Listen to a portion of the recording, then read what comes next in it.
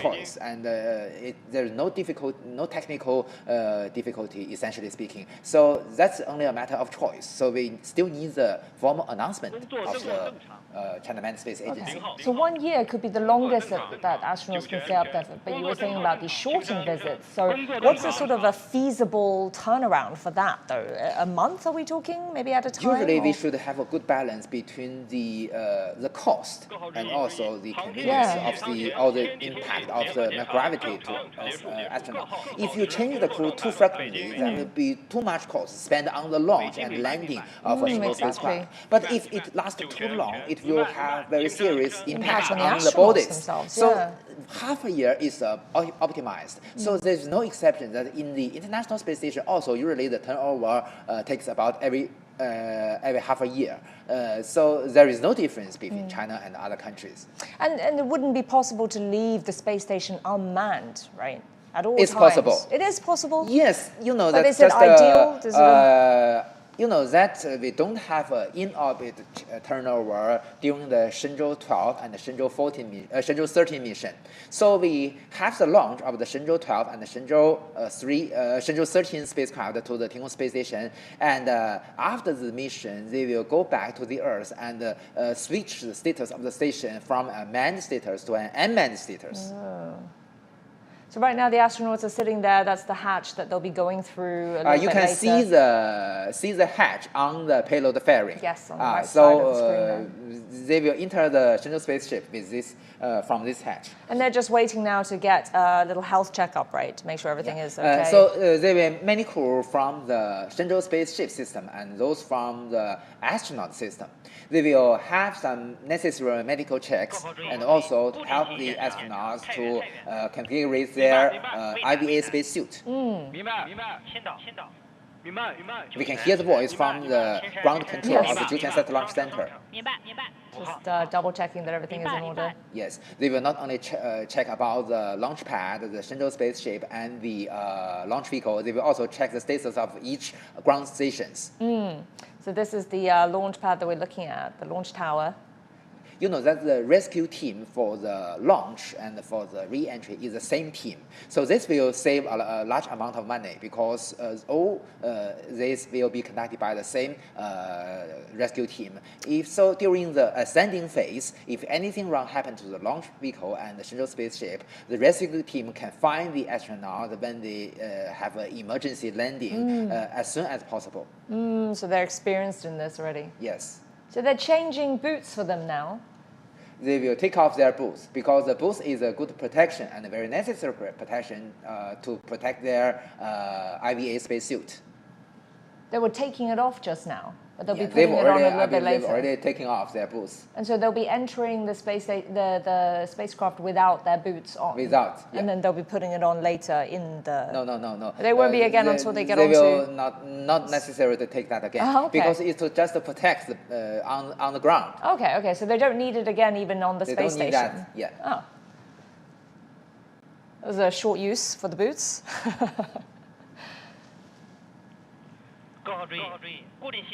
So they'll be going in probably, judging by our usual time frame that we've seen before, they'll be heading in about 20 minutes, do you think, or half an hour longer? Well, it depends. Usually, I believe this time they will, Mr. Wang Jie will be the first one to enter the spacecraft. Because they have assigned seats, don't they, inside the spacecraft? Because you know that the re-entry capsule has a very narrow volume, so we have to enter that in a specified sequence. So at this point now, they've probably not had any food or water for a while in preparation for this, and I mean they won't be really eating again until they reach the launch, reach the space station. No. If they want to eat or drink, they can eat and drink after the launch. After the launch, right? Only the launch only takes less than 10 minutes. So when after the deployment of the or unfolding of the solar panels, they will that the launch site will announce the success of the launch, and after that they can open their helmet and they can drink and eat. Okay.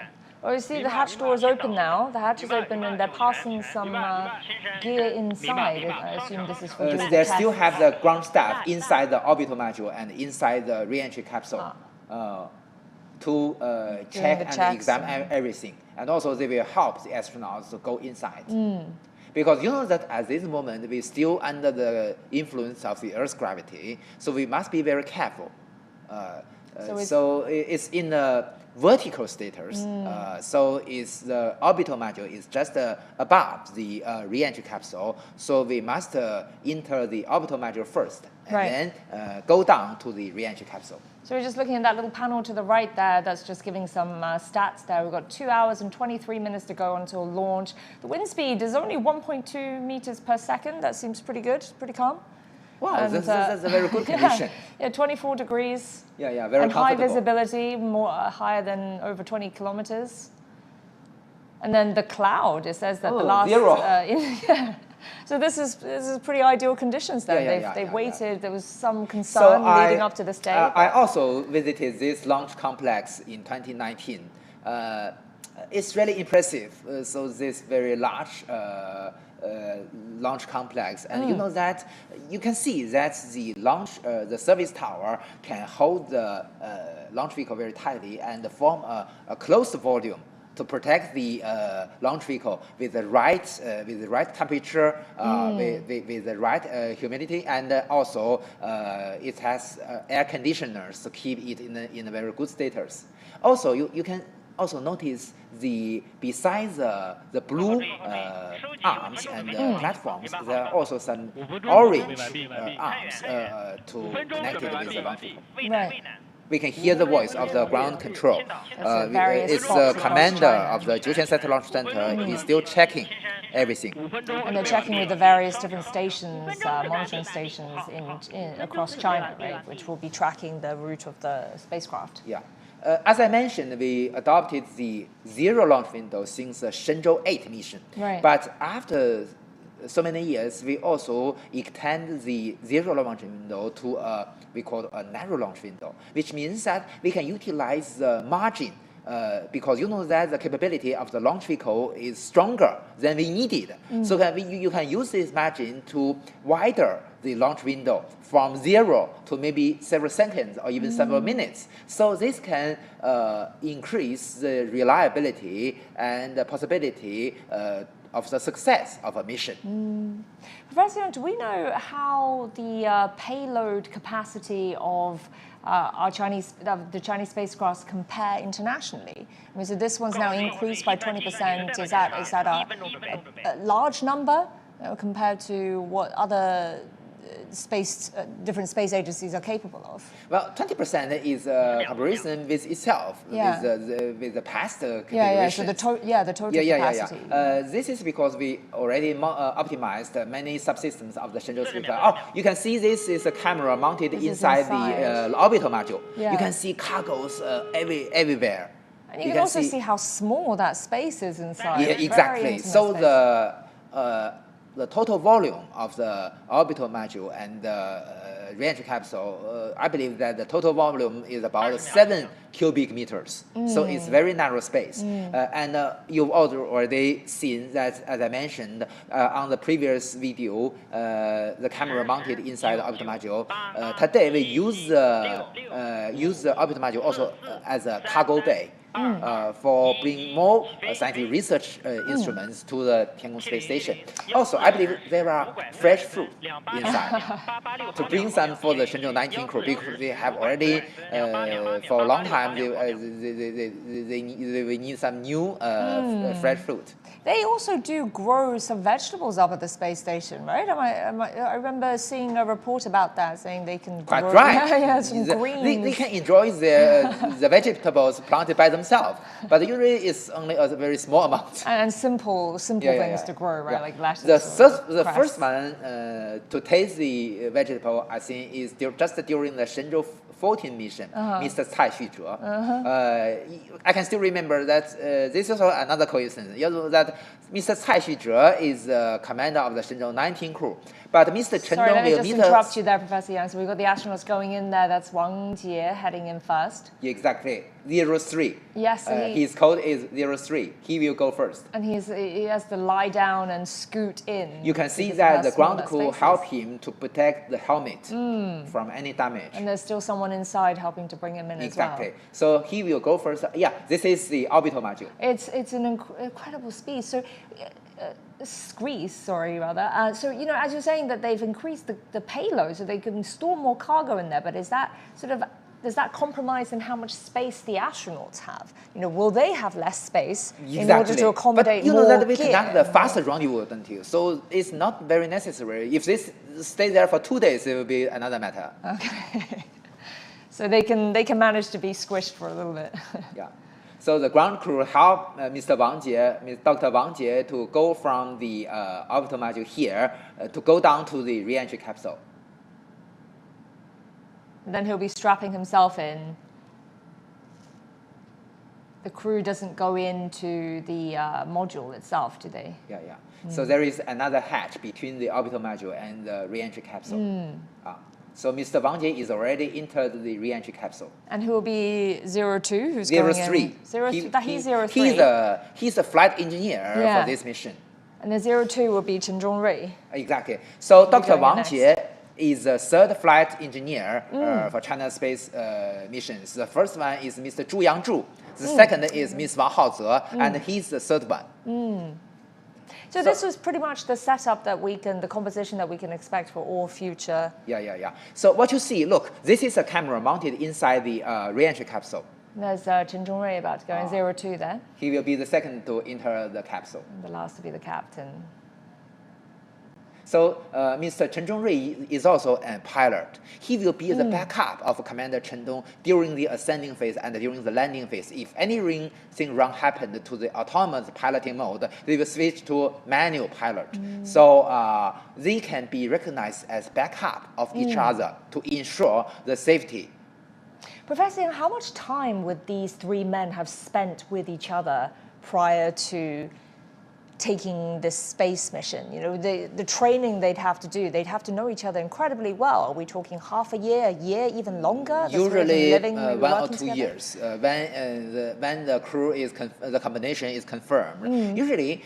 How many? There'd be several combinations, right? Sort of backups. Exactly. And so 3 as the major crew and another 3 as the backup crew. So the crew must very compatible with each other. But then the backup crew, say if the backup crew is called up, would it be all 3 of the backups, or would they just take the place of whoever isn't able to go in? This depends. So it's possible to change only one of them. Also, maybe all of them will be changed. So it depends on the decision of the commander. So it means that essentially 6 people would have to work and live together and train together very closely for 1 to 2 years. So you can see that Mr. Chen Zhongrui or 02 will sit on the right side, on the right basin.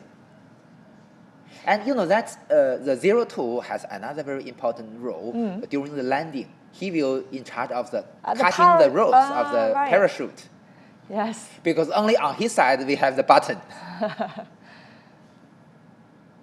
So in terms of the selection process for these astronauts, I mean, the technical skills is one thing, but physically, what sort of standards do they have to meet? What sort of criteria is there? There are all kinds of criteria, including the psychological considerations. Yeah, that too. So not only their physical condition, their knowledge and their scores in the every examination is very important, but also, as I mentioned, they must be friends of each other. Usually they recognize themselves as brothers and sisters. So I mean that too. I mean that's such an important consideration, considering they'll be spending 6 months with each other on this fairly confined space. So if they don't get along. Even today, although we already have 3 modules, but you know that for half a year, residence is still a very narrow space for 3 people to stay there. For sure. So the psychological problems is very frequently seen in manned space, in long-term manned space activities. So we must consider it very carefully. So I mean, it's not even just being friends. It's also important that they can really trust each other, right? Yeah, Depend on each other. So here's the captain, Chen Dong, going in. He'll be sitting in that center seat there. 0, 1. Yeah. So But they won't be. Sorry, they won't be needing to pull the helmet down at any point. not this moment. During the launch, they will close the hatch, the helmet window. Close the helmet window to ensure that they have a airtight sealing. If there any leakage of the capsule, the IVA spacesuit will provide the secondary protection for their bodies. Instead of that little box that they were carrying before, right? Yeah. That's the upgrade. What's the signing off there? This is a form for the checking the status of every aspect. So not everything is electronic versions. So we still need this autographed ones.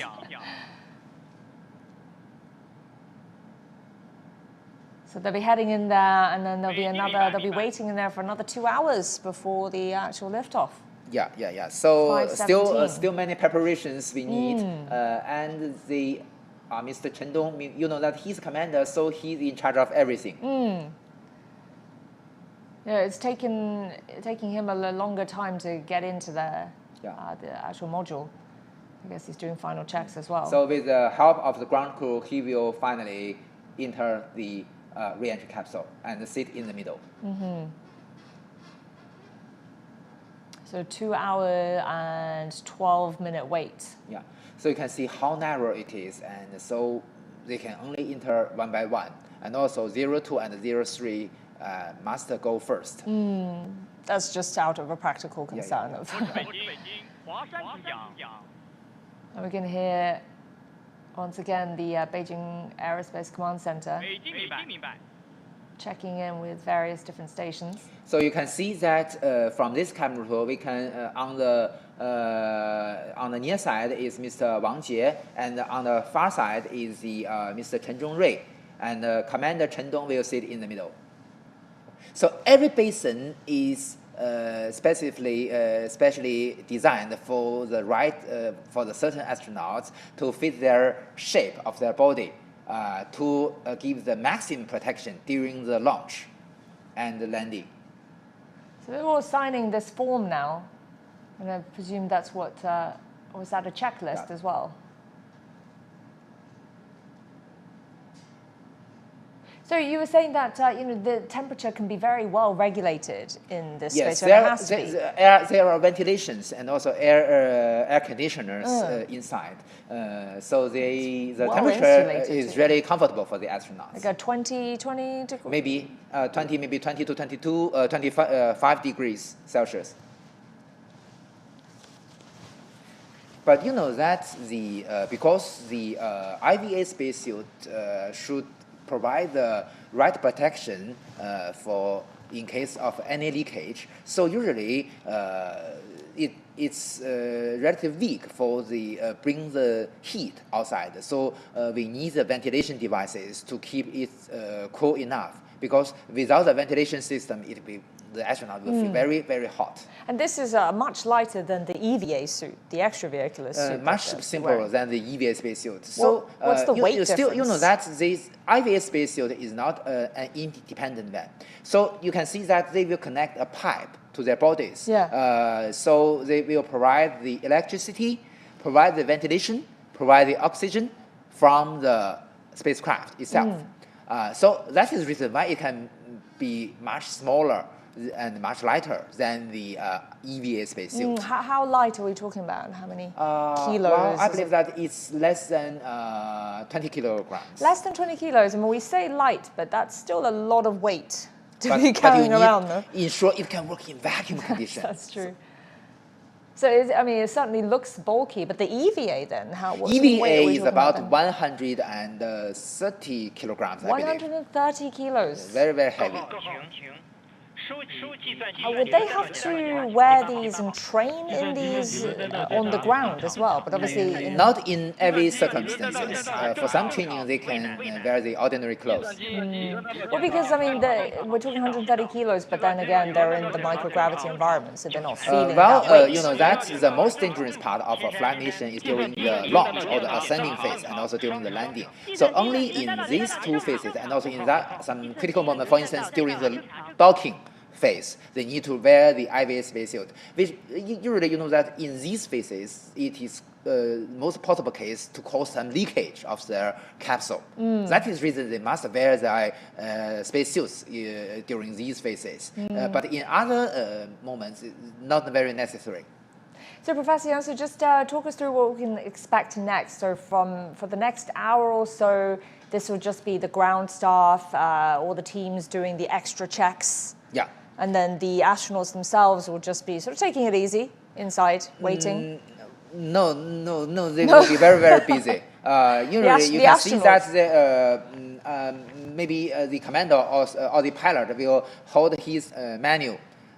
So on the handbook, not only it has the instruction of the normal procedure, also have every instruction in abnormal conditions.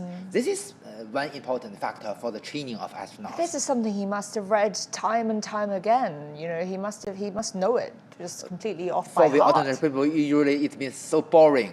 But for the astronauts, you must be patient enough. But he must know it inside out. You must know it. Yeah. You must be aware what could happen at this moment. So for the astronauts, it's basically revising, going through the manual, making sure that they know what to do again and again, what to do in every eventuality. Yeah. So you can see that I believe that within 7 minutes, we can see the rotational platform on the top will be opened. This is because you know that after the hatch of the Shenzhou spacecraft is closed by the ground staff, so if anything wrong happened, you know that I believe at this moment the Long March 2F spacecraft is full of propellants. Right. That's ready to be fueled up. Nitrogen tetroxide and UDMH, so very dangerous things. So if anything wrong happened, to ensure the safety of the ground team and to ensure the safety of the crew, the Shenzhou 20 crew, we must activate the emergency escape system. Right. To make it possible to work, we must expose the emergency escape system to the open space. So that is the reason why we open the top one first. That's the escape, the emergency escape. So just remind us again, when we get a picture in a minute of the launch tower again, so where they are right now, are they near the top of the tower? Are they near the middle part of the tower? This is, as I mentioned, this is a camera mounted inside the orbital module. Yeah. So it's inside the payload fairing of the Long March 2F launch vehicle. So it's near the top of the launch complex. Okay. As we mentioned, you can see so many packages. Yes. So these are I believe, including these packages, there are the zebrafish. The second time. The last time the fish went up was when? When was that? In Shenzhou 18 mission. Okay, we heard from the ground control center that the 3 hours, T-minus 3 hours countdown has already been accomplished. You know that as we already discussed, in different phases of the countdown, we have the checking of different systems. Yes. So this time, when the ground commander has announced that the T-minus 3 hours countdown has already accomplished, which means that many subsystems has already been checked okay. It's go for launch.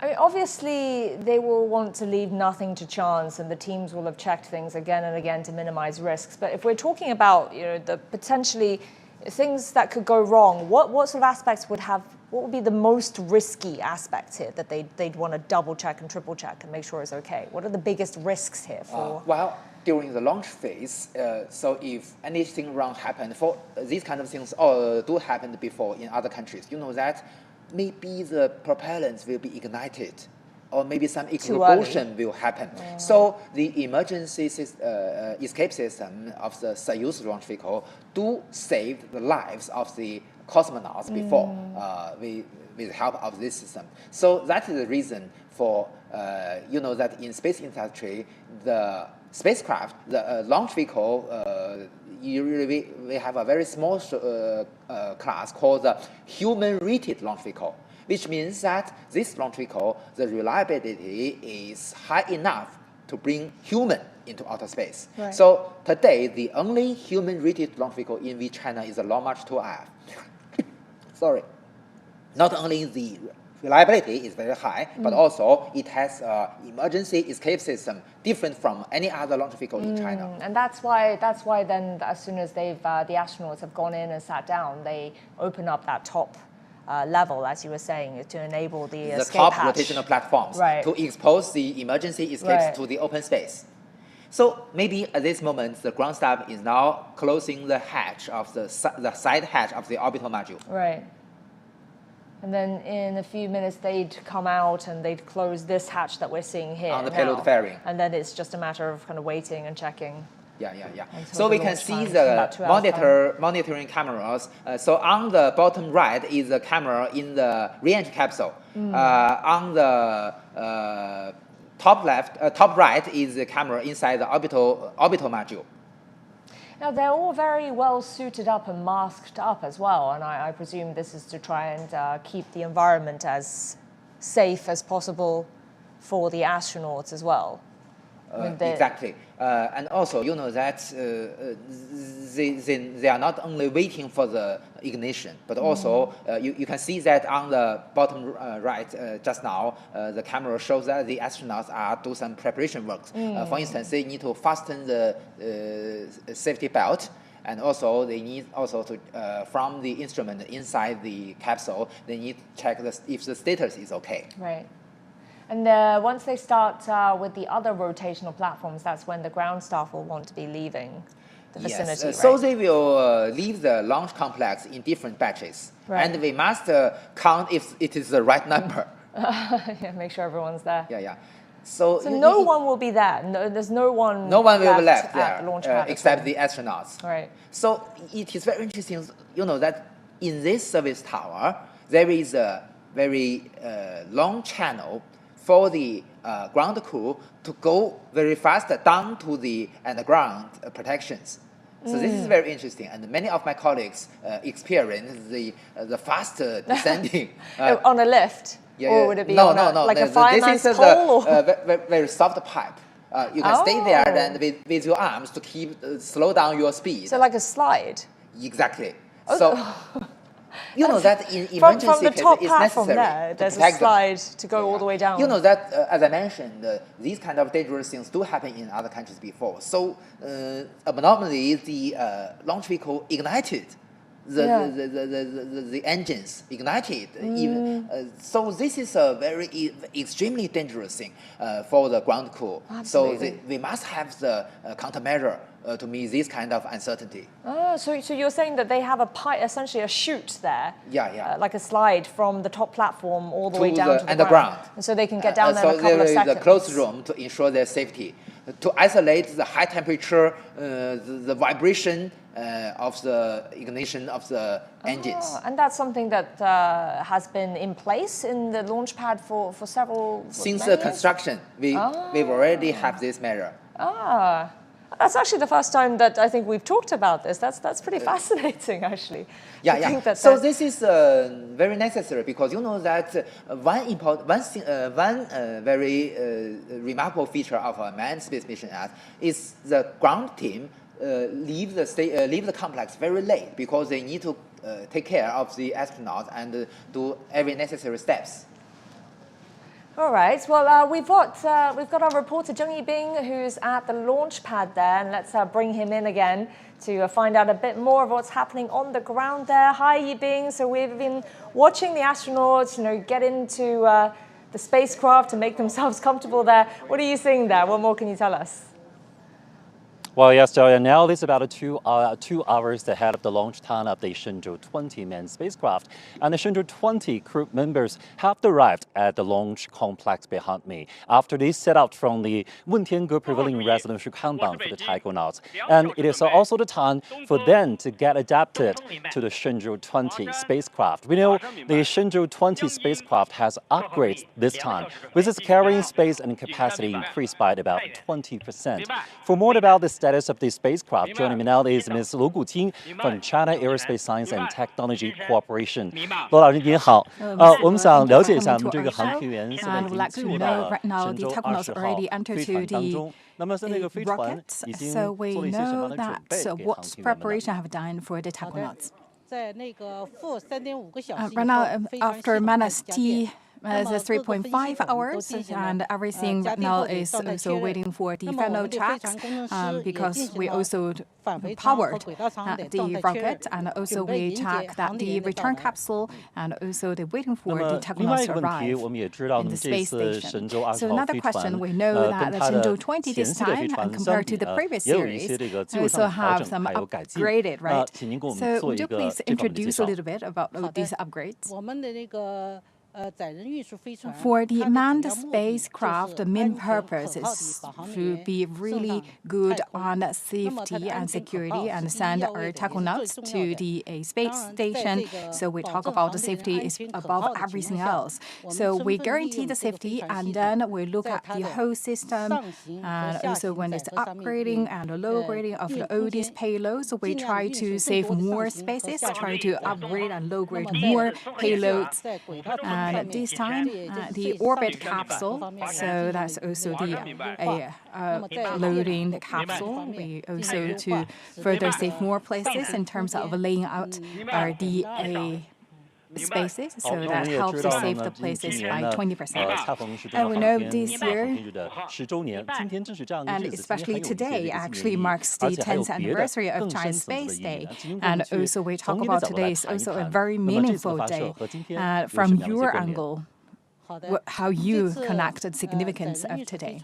So the manned space mission launched today, that is also the 5th launch at the technology application stage, and also the 15th manned space mission. 55 years ago, Dongfeng 1 also launched today. So it's of great significance. We talk about, we also carry forward the fan tradition and also showcase that we could actually manufacture a satellite. Right now, we could send taikonauts to the space to explore the space. I believe that's very, very meaningful. And going forward, we will conduct more research and understanding about the space, so that could let us get more knowledge and utilize the space. Thank you very much, Ms. Wu, and wish that the mission a great success. Thank you so much. That's Ms. Lu Guqing from the China Aerospace Science and Corporation. And that's the information is shared by the Ms. Luo after the taikonauts enter the spacecraft. The launch sequence will proceed, and the different revolving platforms at the launch complex will open one by one until the flat combination of the Long March 2F carrier rocket with the Shenzhou 20 spacecraft on top of it will show up completely. And for the next steps of the launch mission, we will keep you updated. Back to you, Zhang. Yibing, thank you so much, and we'll be speaking to you again a little bit later, I'm sure, as Zheng Yibing at the launch pad there. Professor Yang, so I want to ask you a little bit more about some of the experiments that we'll see the Shenzhou 20 crew do, or some of the tasks they'll be doing up at the space station. Now, the zebrafish that we're talking about, what will they be testing? What would they be looking to find with this fish? Well, that's the that during the experiments conducted by the scientists and astronauts of other countries, zebrafish is a very standard sample for biological study in outer space, like the mouse and some plants. So last time, with success of the experiments conducted by the Shenzhou 18 crew during the Shenzhou 18 mission, that's the first time we bring zebrafish into outer space. So this time, the experiments will be different. We will study the impact of the microgravity to animals like the fish, to the proteins in their bodies, and also the impact of the microgravity and radiation to other aspects of their bodies. Moreover, this time we will also have microbe and some what we call the tabularium worm, very, very special one. The influence of the microgravity to these kind of animals and other creatures. So the biological study is one important feature of the Shenzhou 20 mission, but also we will have some microgravity physics and also space medicine and other these kind of studies. Moreover, we will also have the installation of the protection devices outside the Tiangong space station. So this is a very necessary, because today the space debris is more and more serious than before. Yeah, so tell us a bit more about that, this installation of protective devices. So this will probably require extravehicular activities by these astronauts, right? And what will these protective devices look like? What will they be doing?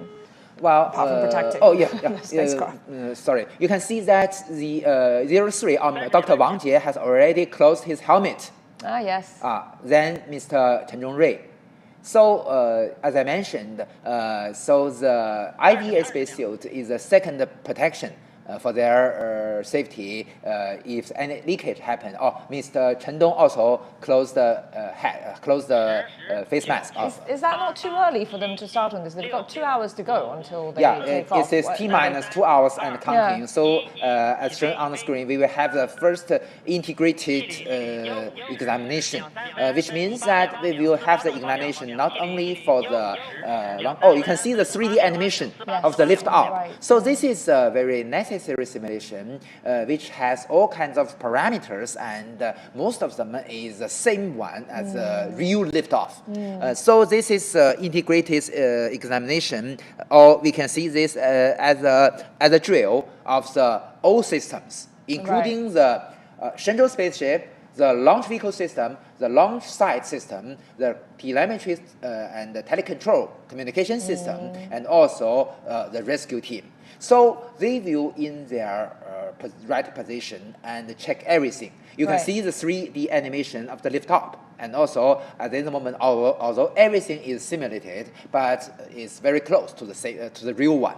Is that why also the astronauts are now getting completely ready and then setting up for the actual launch? So once they've got their helmet down and the hatch is closed, the pressure, everything inside the module will be basically set to be ready for launch. You know, that's why it is necessary to conduct this simulation. You know that there are all kinds of parameters of our old systems, but some of the parameters can only be determined before the launch. For instance, as we already discussed, the weather condition and also the trajectory can only be determined several hours or even several minutes before the launch. So how we can judge it is correct? So we need this kind of simulation to test if any problem still remains. Right. So looking at their suits just now, and they have a lot of things bundled up on their knees there. Is that what's the reason for that? I mean, there seems to be extra padding on the knees of the spacesuit. Is that just a design thing, or is there some purpose to that as well? Sorry, you can see that the platform, the rotary platform on the top has already been turned open. Yeah. So this means that probably the emergency escape system has already been activated. So on your question, you know that I can still remember that one disaster happened many years before, actually speaking in 1971, during the Soyuz 11 mission, when the 3 cosmonauts made history. You know that it is just during the Soyuz 11 mission, it is the first time that the cosmonaut entered a manned space station, the Salyut 1. But when they came back to the Earth, the disaster happened because they only wear the ordinary suit, not the IVA space suit. So because of the malfunction of a valve in their re-entry capsule, so it caused the leakage of all the air inside the cabin. So the 3 cosmonauts lost their life in only several seconds. Very extremely painful. So that's the only disaster we lost the life of our cosmonauts above the common line. So this is the only example. So you can see how important the IVA spacesuits is. So it's critical that they wear it at all stages of the launch and then the return, right? So in every critical step, not only the launch and the landing, but also you know that during the rendezvous and docking, and also you know sometimes during the visiting of other spacecraft to the station, they also need to wear their IVA spacesuit. You know that sometimes there are collisions. These things do happen before. I can still remember in the what's called the Progress 3-4. Progress 3-4 mission. It is a resupply mission for the Mir space station. the Progress M34 collide with the Mir space station, cause the leakage of one of its module, the spectrum module, and the module itself lost its OZs here and be closed permanently. In a situation like that, in an emergency situation like that, then the Chinese IVA suit, the suits, how long can they sustain the astronauts for? How many hours of, say, oxygen can it supply? Good question. As we already discussed, the IVA spacesuit is not an independent one. It needs a power supply, it needs oxygen supply, it needs a ventilation from the cabin, from the capsule. So this depends on the storage of the oxygen, the electricity inside the re-entry capsule. So maybe several hours.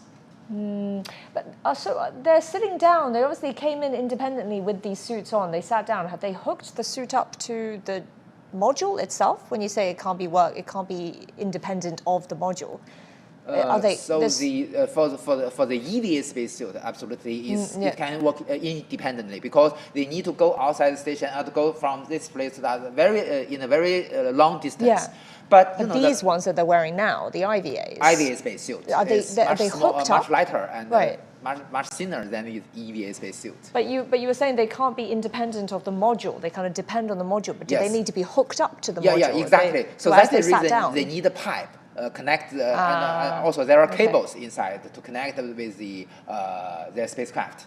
So you can see the emergency escape tower. Yeah. Actually speaking, it is a solid rocket engine with several nozzles.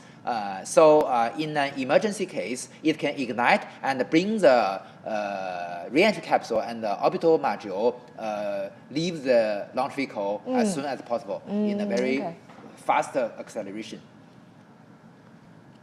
So this is a major difference from a human-rated launch vehicle to an ordinary launch vehicle.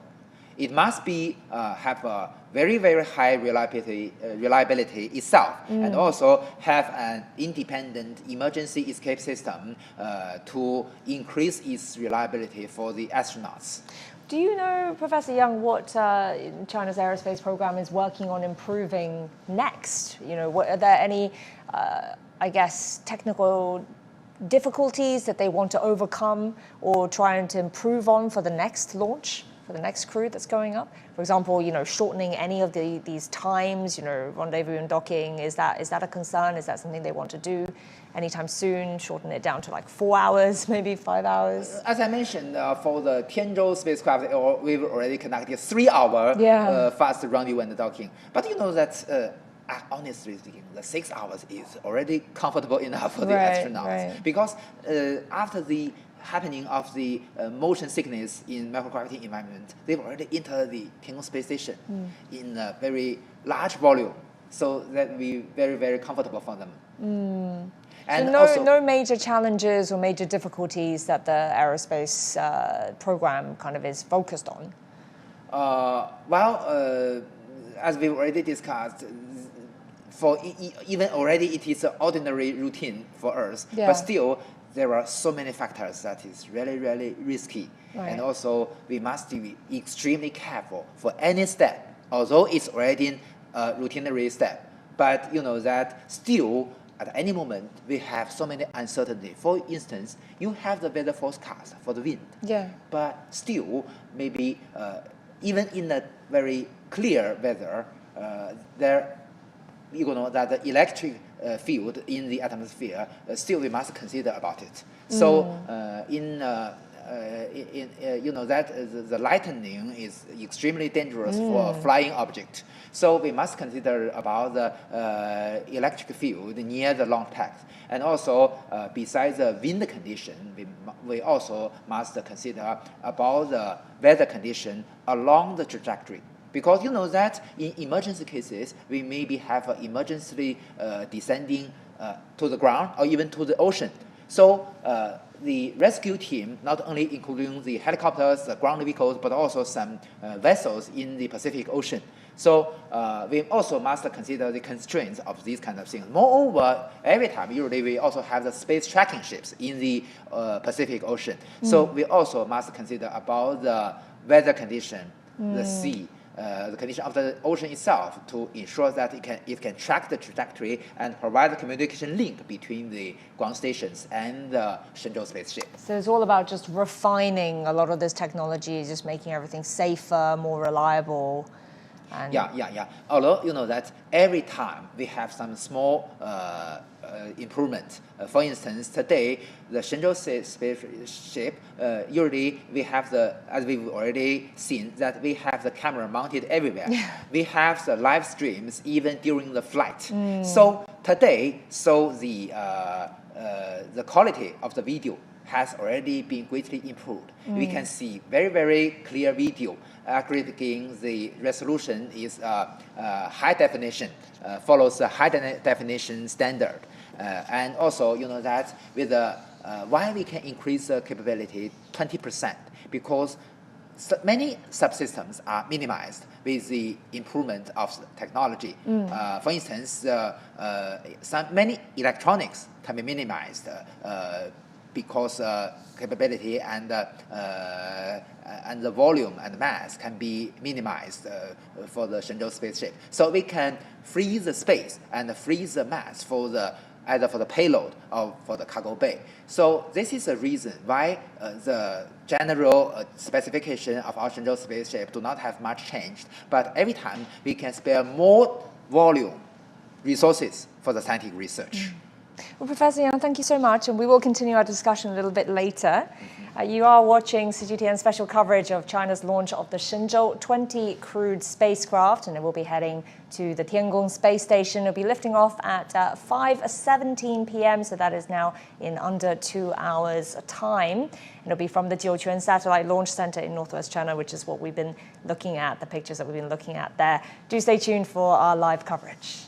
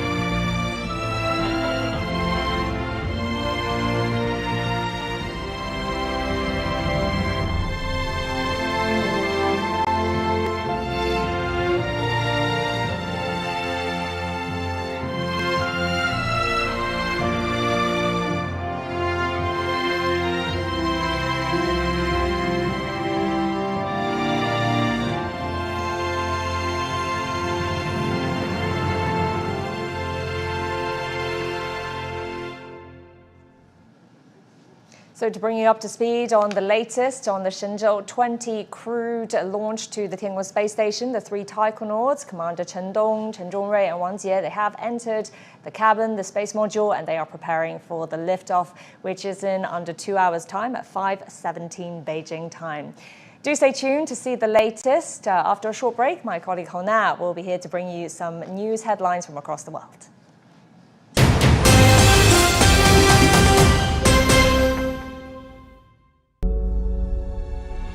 Facing the unknown is always difficult.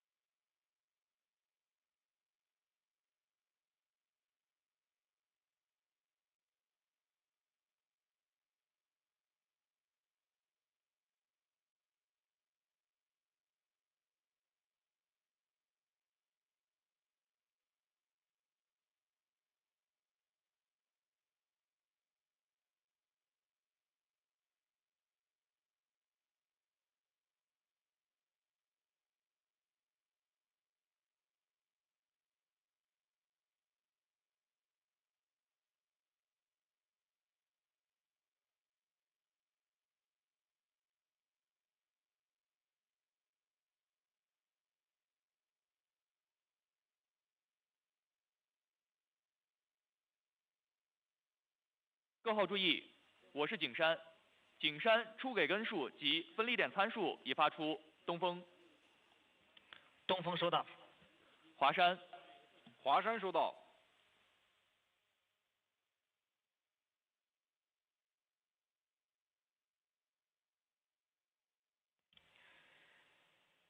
各号注意，我是东风，各号请收集第一次综合检查情况。景山。景山明白。华山。华山明白。08号。第一次综合检查正常。太原。第一次综合检查正常。渭南。第一次综合检查正常。青岛。第一次综合检查正常。酒泉。第一次综合检查正常。青山。第一次综合检查正常。双城。第一次综合检查正常。5号。第一次综合检查正常。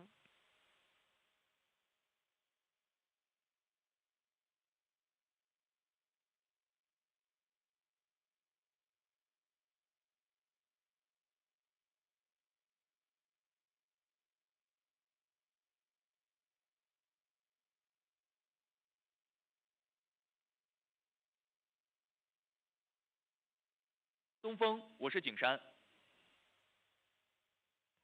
我是东风，景山请讲。景山、江阴、天路及长江3号第一次综合检查正常。东风明白。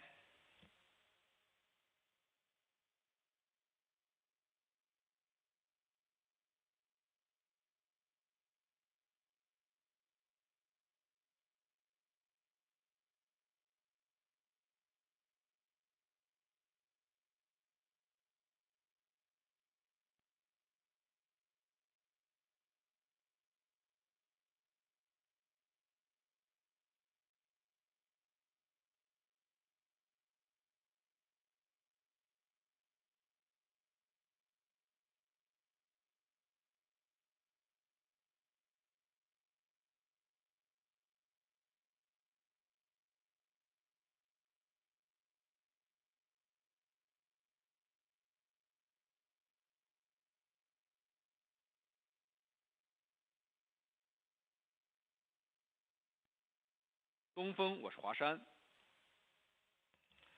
我是东风，华山请讲。华山第一次综合检查正常。东风明白。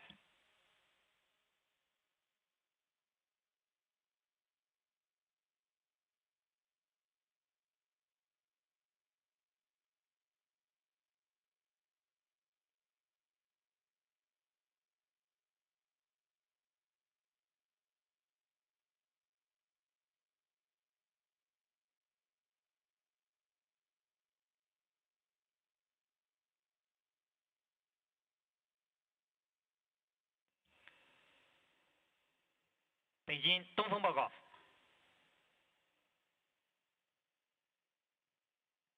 我是北京东风，请讲。各号注意，我是东风，收集航天员进舱后话音检查准备情况。北京。北京明白。酒泉。状态准备完毕。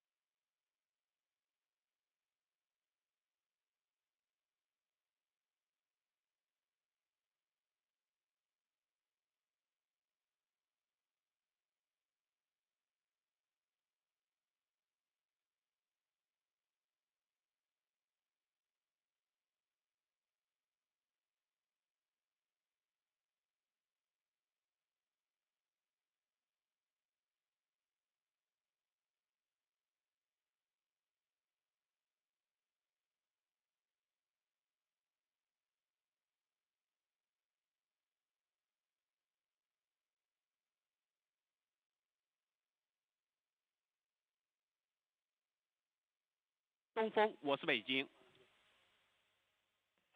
东风到。状态准备完毕。东风明白。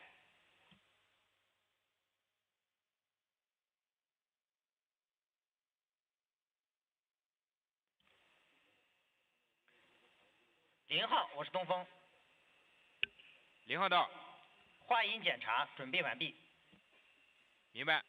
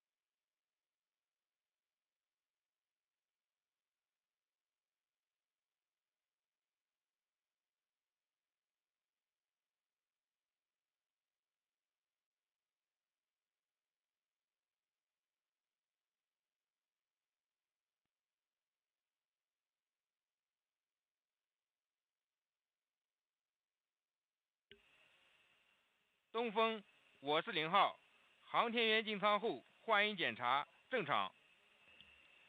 东风明白。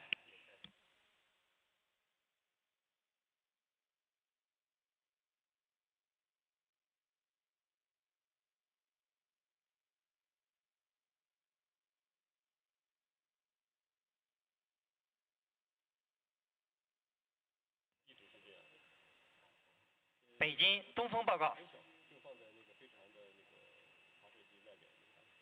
我是北京东风，请讲。各号注意，我是东风，话音检查正常。北京。北京明白。酒泉。明白。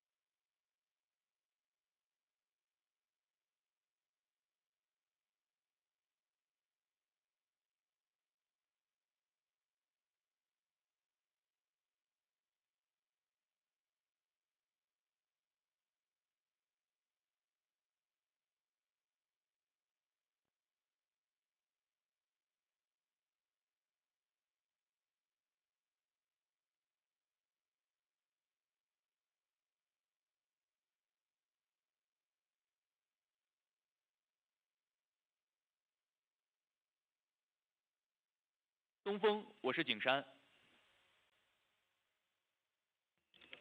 我是东风，景山请讲。景山预置指令已发出。东风明白。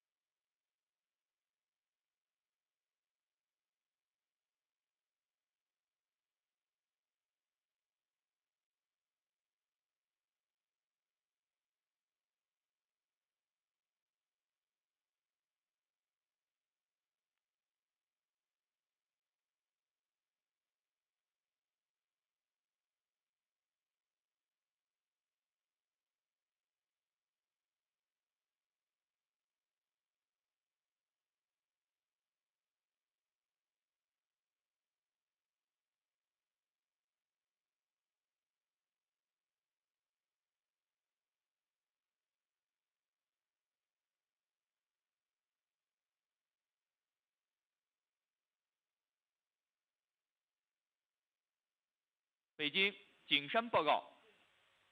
我是北京，景山请讲。景山报告测量船当前海况及2小时准备情况。长江3号海况3级，浪高1米，风力4级，能见度15公里。景山、天路、长江3号2小时准备完毕。景山报告完毕。北京明白。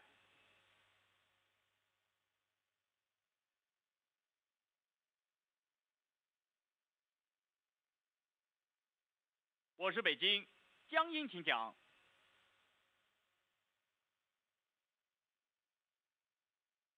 北京明白。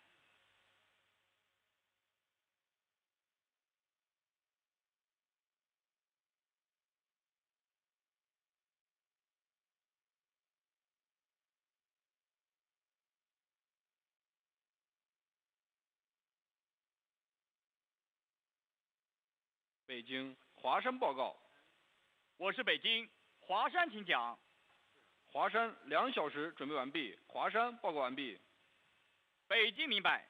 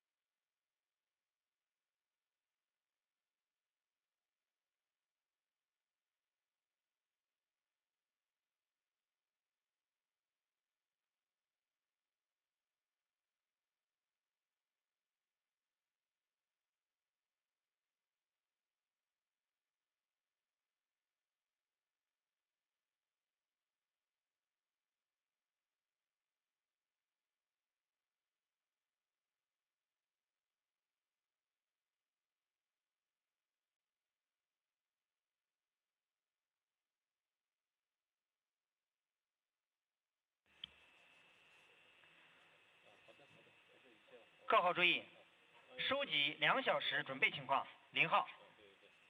2小时准备完毕。太原。2小时准备完毕。渭南。2小时准备完毕。青岛。2小时准备完毕。酒泉。2小时准备完毕。青山。2小时准备完毕。双城。2小时准备完毕。 5号。2小时准备完毕。天仓。2小时准备完毕。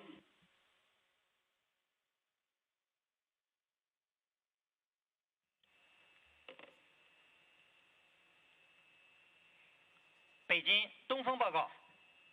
我是北京，东风请讲。东风2小时准备完毕，报告完毕。北京明白。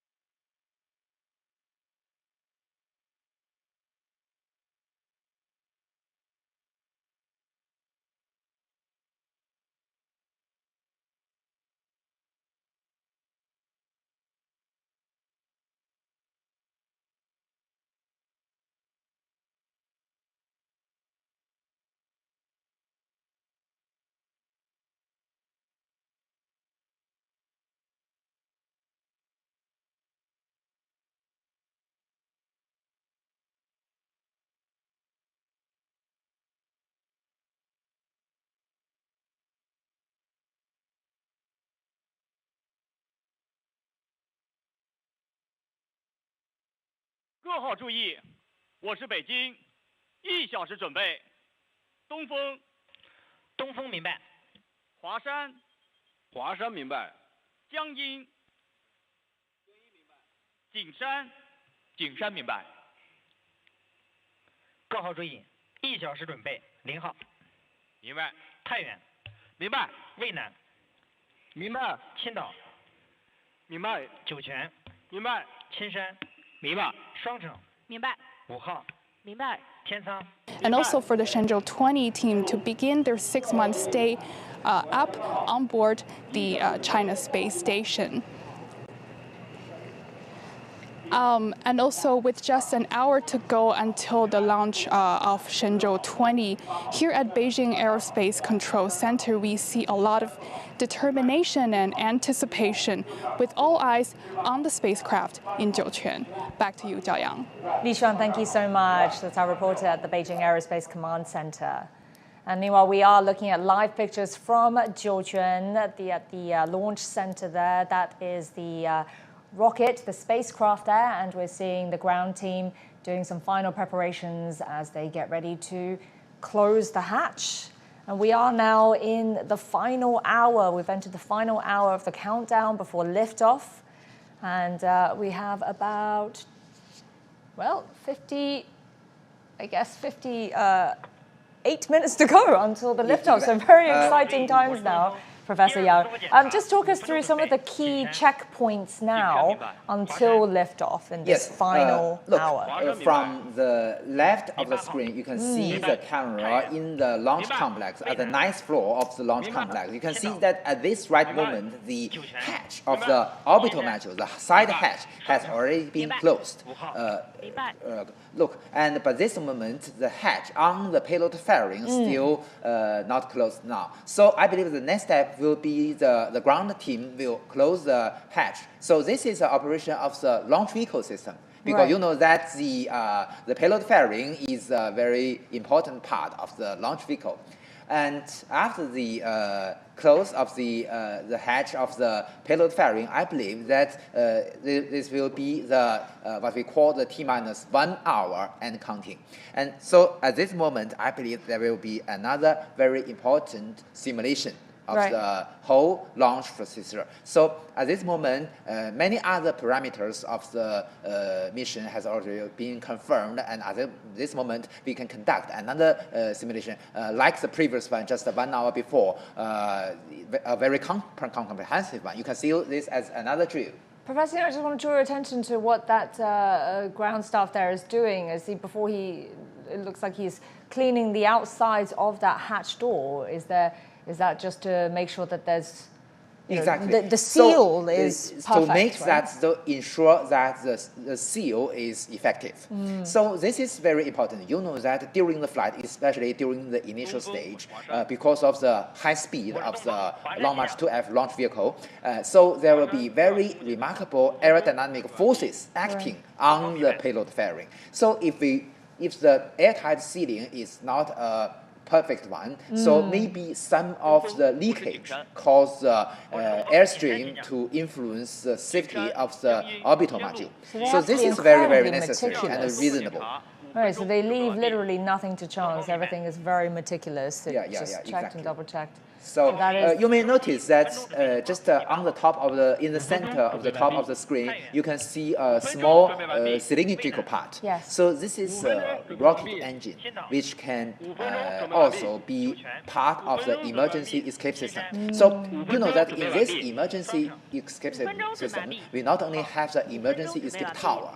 So the tower is a solid rocket engine, but also we have some other engines on the payload fairing. So usually after 120 seconds after the liftoff, usually we will jettison the emergency escape tower. But still, this is still a moment very, very dangerous for the Shenzhou spaceship. So if anything wrong happens to the launch vehicle, we can use the motor on the payload fairing to conduct the emergency escape. Right, and you were saying that's very critical, and that was one of the first steps that they did as soon as the astronauts entered the cabin, right? They opened the tower so that the escape. Yes, but you can look to the right of the screen. You can see that still there is a pipe connected to the payload fairing. So at this moment, still, we have the electricity supply, we have the air conditioning for the inner volume of the payload They've fairing. just detached that pipe now, though. Yeah. So does that mean now the payload fairing, the rocket is on its own? Is it can work on its own.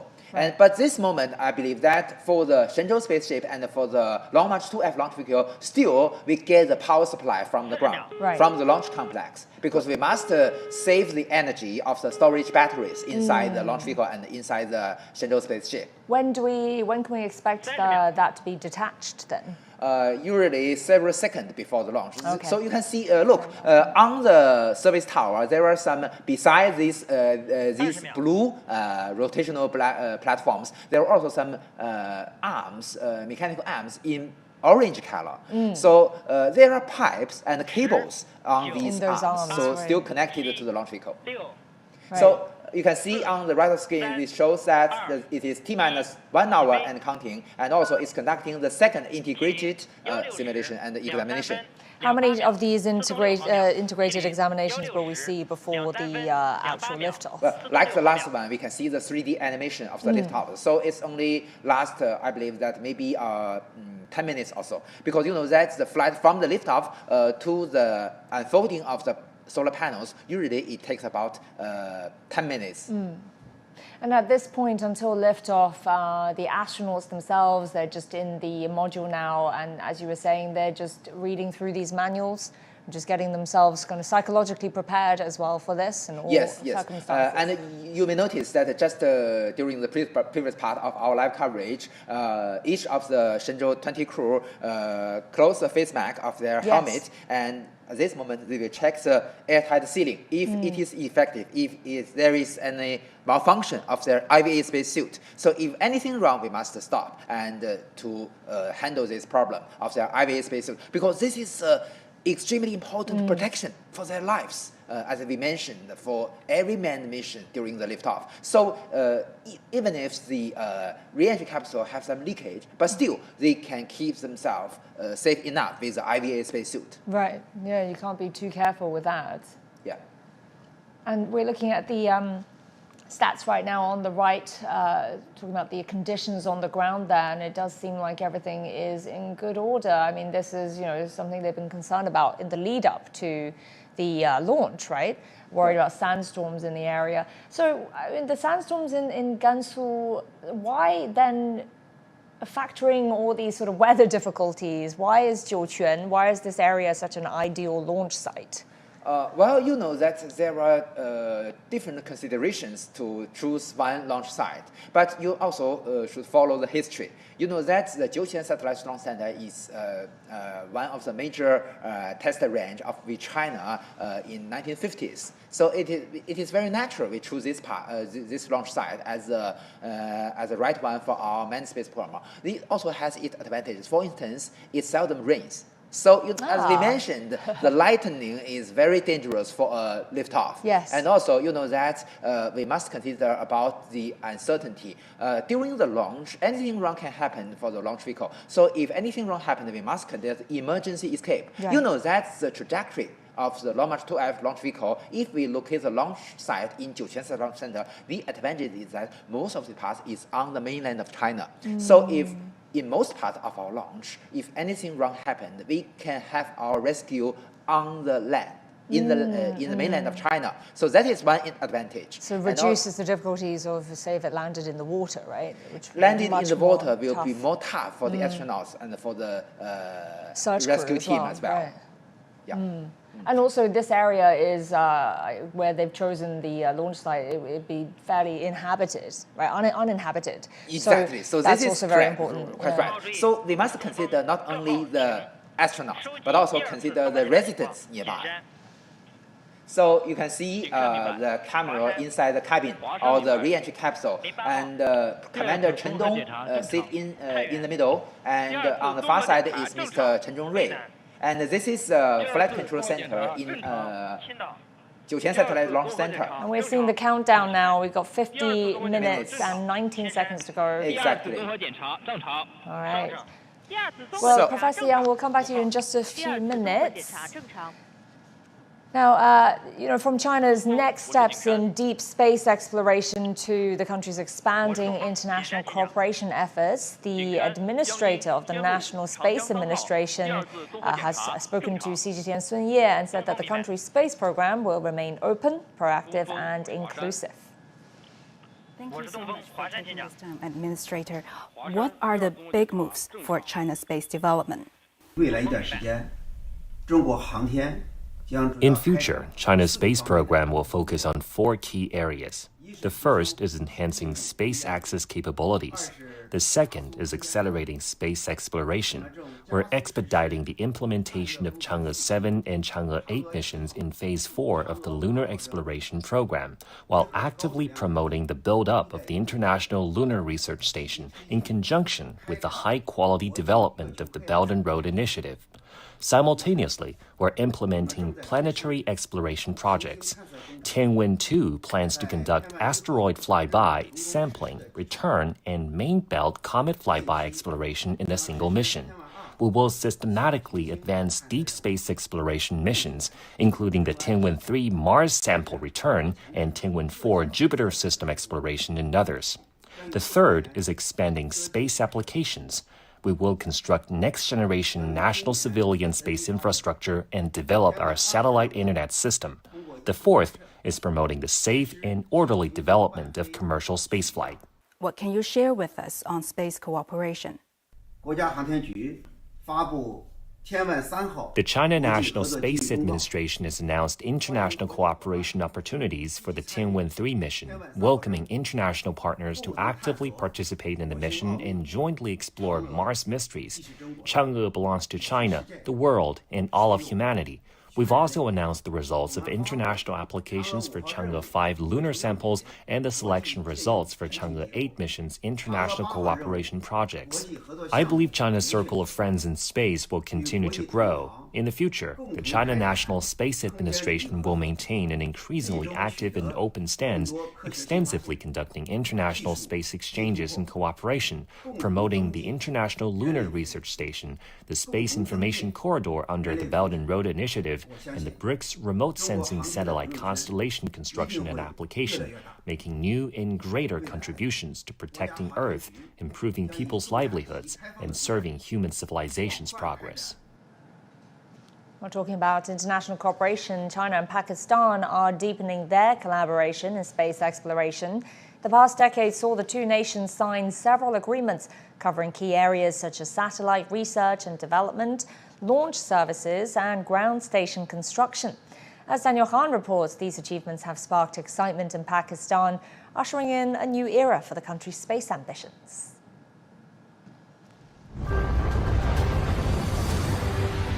The SPARCO is having an overarching agreement with the China National Space Administration covering the different aspects of the space industry. We will be progressing rapidly. The future is bright.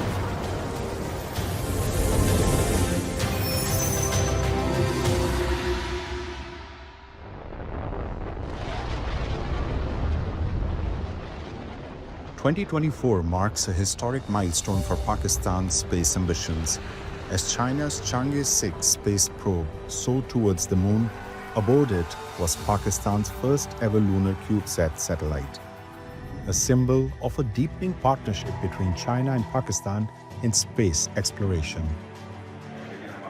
For Pakistan, this tiny satellite represents giant strides. With its successful entry into lunar orbit, Pakistan has joined an elite group of nations venturing into deep space. But how did collaboration with China make it possible? The SPARCO is having an overarching agreement with the China National Space Administration covering the different aspects of the space industry, the satellite development, the launch programs, and also the International Lunar Research Station cooperation as well. Between 2019 and 2024, China and Pakistan have signed 12 cooperation agreements. The CubeSat project is just one of many joint ventures strengthening Pakistan's space program. In a groundbreaking move for Pakistan's space ambitions, China is set to train Pakistani astronauts and take them on upcoming space missions. This collaboration marks a historic first for Pakistan, paving the way for its entry into human spaceflight. With China's expertise in state-of-the-art space programs, Pakistani astronauts will receive advanced training, preparing them for future missions beyond Earth's atmosphere. Human spaceflight is one of the bigger milestones for any nation. And this is the first time that Pakistani astronauts will go to space. They will go to the Chinese space station, and everyone is very excited about it. But before doing that, there will be a selection process. And based on the opportunity then those astronauts were going to go in space, and they were going to be doing the experiments. Beyond lunar missions, China-Pakistan space cooperation has already transformed communication and remote sensing in Pakistan.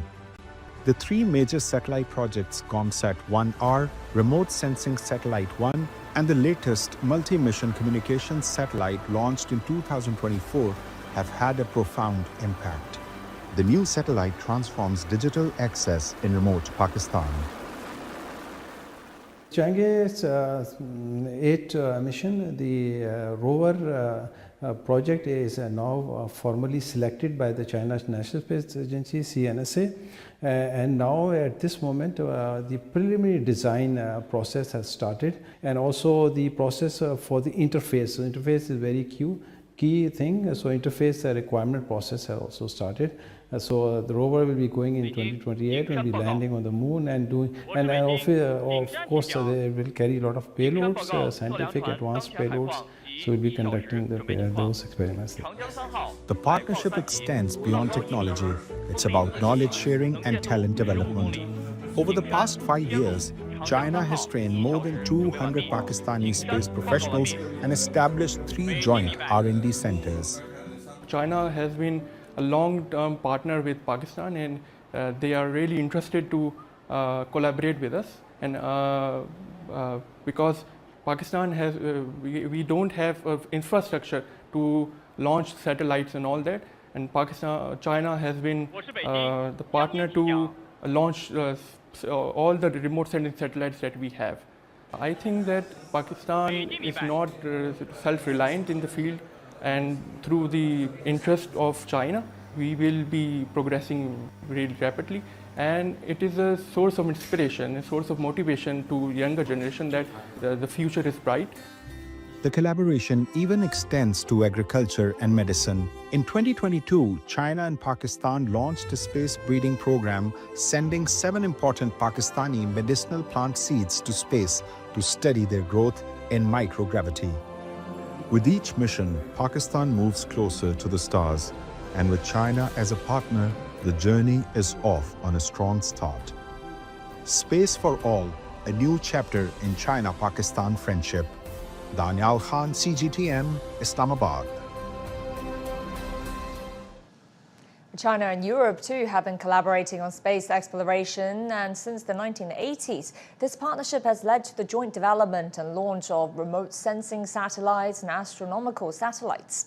And together they promoted lunar exploration and deep space discoveries that are out of this world, as Natalie Carney reports. Cooperation is the key, so all this is very important to lunar science.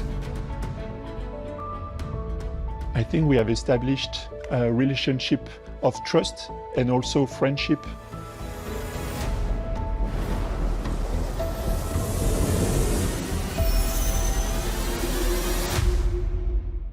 Und in dieser Kammer wurden alle Einstein-Probe-Module getestet. The team at the Max Planck Institute for Extraterrestrial Physics, or MPE, in Munich, Germany, were very excited to receive a call from the Chinese Academy of Sciences. We've been talking to Chinese partners for quite some time about doing a collaboration in X-ray astronomy. The Chinese-led Einstein probe space mission, being developed to search for X-rays emitted by explosions across the universe, provided the perfect opportunity.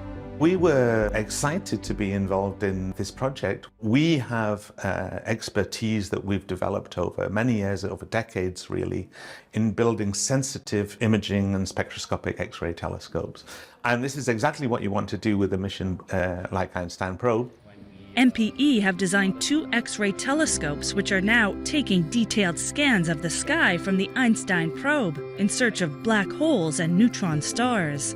We already know in principle how X-rays emit radiation, but this is precisely the niche we want to advance. Rapid variability, and this niche is now being filled with the Einstein probe. For some 4 decades, China and European partners have been working together on scientific research, Earth observation, and lunar exploration to try and understand our universe and the great beyond. When China launched its Chang'e 6 mission to collect samples from the far side of the moon, 3 of its 4 international payloads came from Europe, such as the INRI reflector, which helped position the lander. Designed and developed by scientists at the National Institute of Nuclear Physics in Italy, the small array of mirrors in the INRI reflect laser beams, which measure distance, allowing it to accurately position satellites, landers, and rovers within 1 millimeter. The mission was launched, it landed successfully, and then about a month later, the microreflector was observed successfully by a laser orbiting the moon. It's important to have reflectors on the first side. This is the very first one, allows to start a precise positioning of the reflector and lander, and this data typically go to a planetary data system database, which is then available to all the world online. Also on board the Chang'e 6 was France's first scientific instrument on the moon, the DORN, developed to measure radon gas and other volatile elements to help scientists understand the physical and thermal properties of lunar soil. If we understand better the migration of radon, we will be able to better understand also the migration of other volatile species, like for instance water, that can migrate to the cold polar regions and then form ices.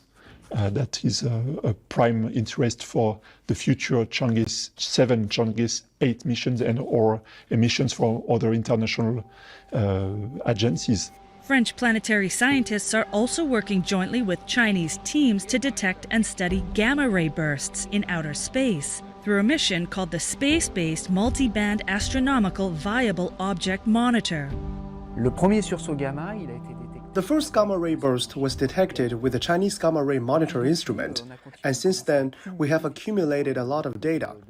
The holy grail is to finally manage to accumulate enough information and locate the burst to convince large ground-based telescopes to repoint in order to somehow measure the distance of the burst. En quelque sorte, la distance du sursaut. These partnerships in astrophysics and data sharing are opening up the world to the discoveries of the vast unknowns of our universe. This means a lot. I mean, exploring the moon, reaching the moon with a rocket, an orbiter, and then landing is very expensive, very difficult. So cooperation is the key. So all this is very important to lunar science. Culturally, we have differences, but we also have a common passion to do science. The differences can mean that everyone brings something new, and something new can make progress.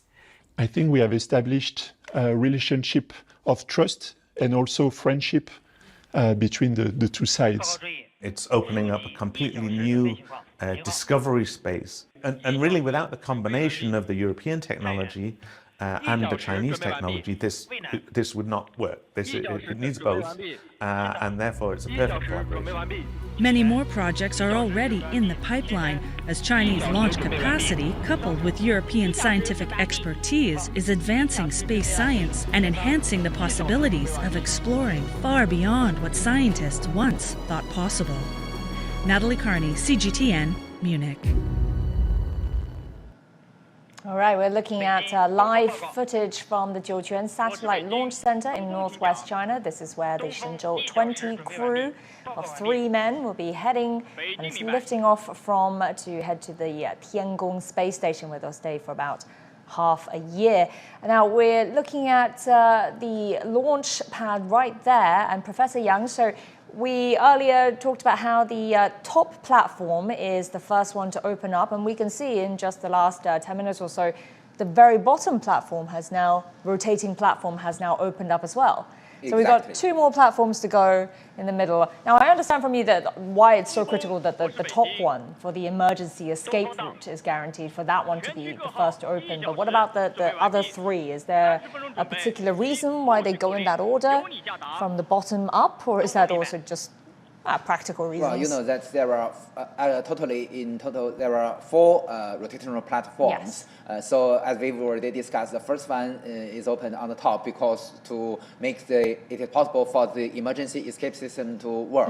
And for the other ones, there is no special consideration, so we can open the bottom one first. Okay. But you can see, look, this is a beautiful Long March 2F launch vehicle. We can first see the 4 rocket boosters. Each of the boosters have 1 rocket engine called the YF-75 rocket engine. So each of the engine use the same version like the core stage, the first stage. So on the core stage, you know that the diameter of the first stage is 3.35 meters. Okay, we heard the voice from the command center.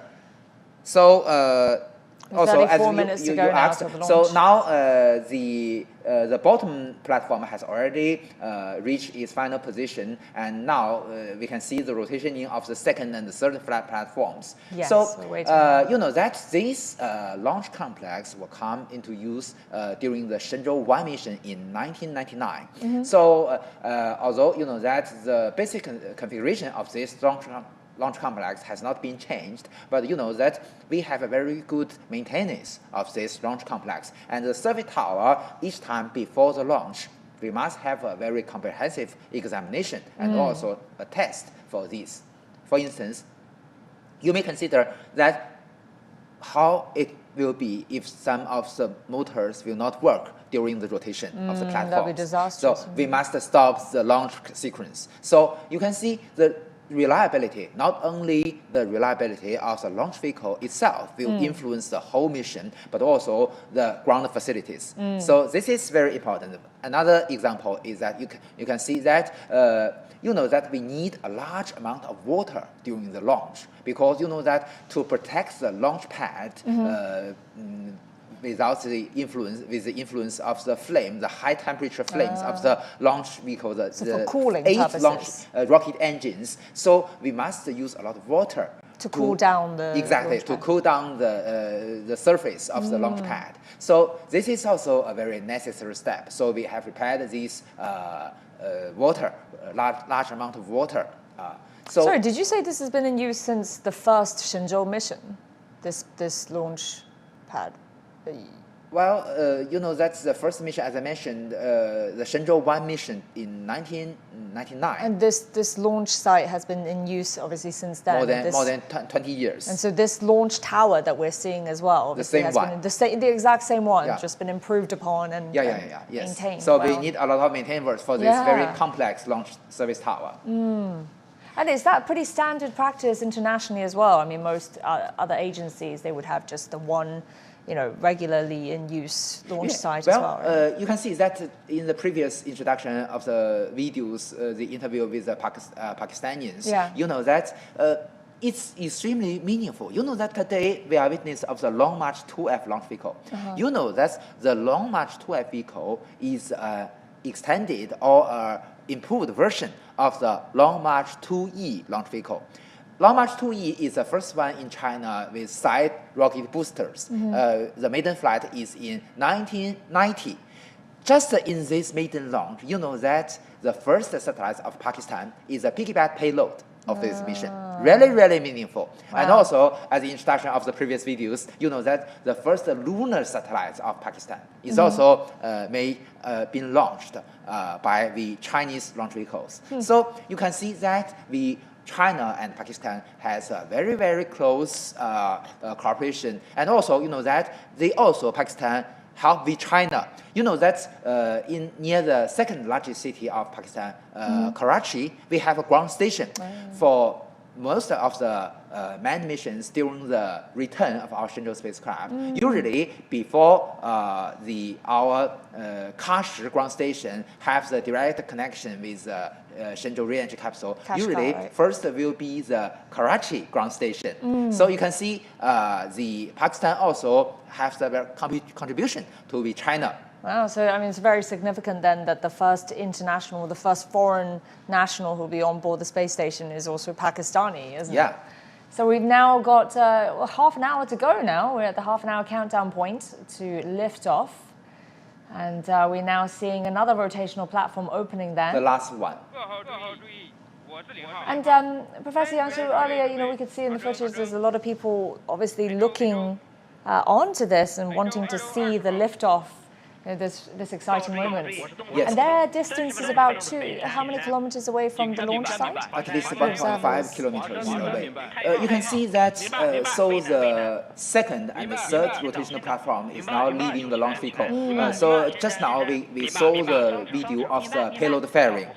So only several minutes before we can see that the ground team are doing their work to close the hatch on the payload fairing. And at this moment, all the ground crew on that floor has already been withdrawn from the launch complex. Well, actually, we were able to see just now just some cars and some vehicles just leaving the launch These are the grid pad. fins. The grid fin is a necessary part of the payload fairing, also one part of the emergency escape system. Usually, you know that when conducting an emergency escape, when the rocket motors help the Shenzhou spaceship to leave the launch vehicle very fast, but you know that theoretically speaking, the stability is not very perfect. So after leaving the launch vehicle, the four grid fin will detach from the payload fairing, and it will change the aerodynamic features of the flying objects, and it can be very, very stable. The grid fin is also widely used in other launch vehicles.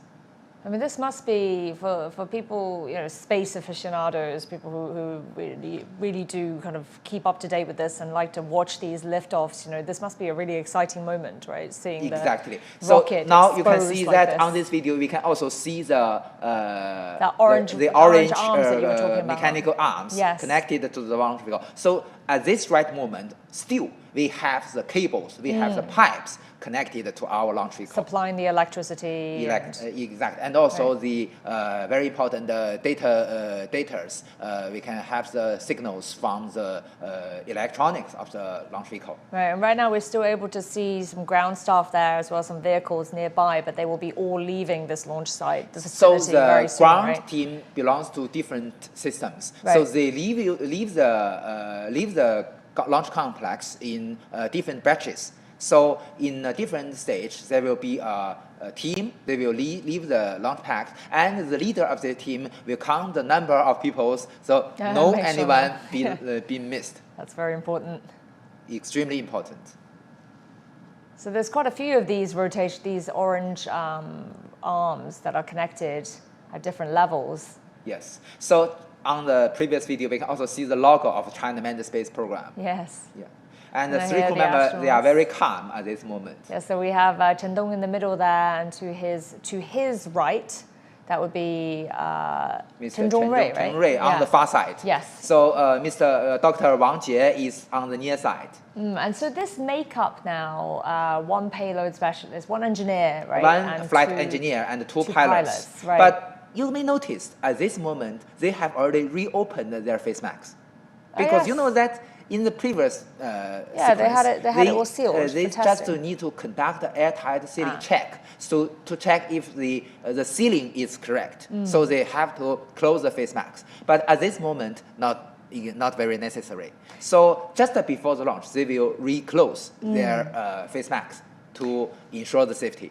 Do you think that they would change the makeup, the composition of these of the crew anytime in the future? Maybe to have two engineers, one pilot, or is the backup pilot very critical? You know that as we've already discussed previously, you know that for any mission during the ascending phase and during the landing phase, we must have at least two pilots to be backup of each other. You know that the physical condition of a certain person can be.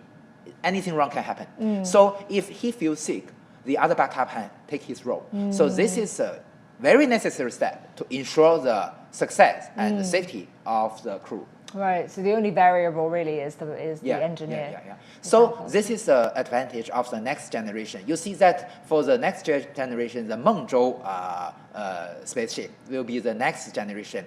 And for Mengzhou spaceship, if it conducts a low Earth orbit mission, it can bring 6 to 7 astronauts to Tiangong. And still, we only need 2 pilots. So they can bring more as you variety. mentioned, so we can have 4 flight engineers or even 4 payload specialists.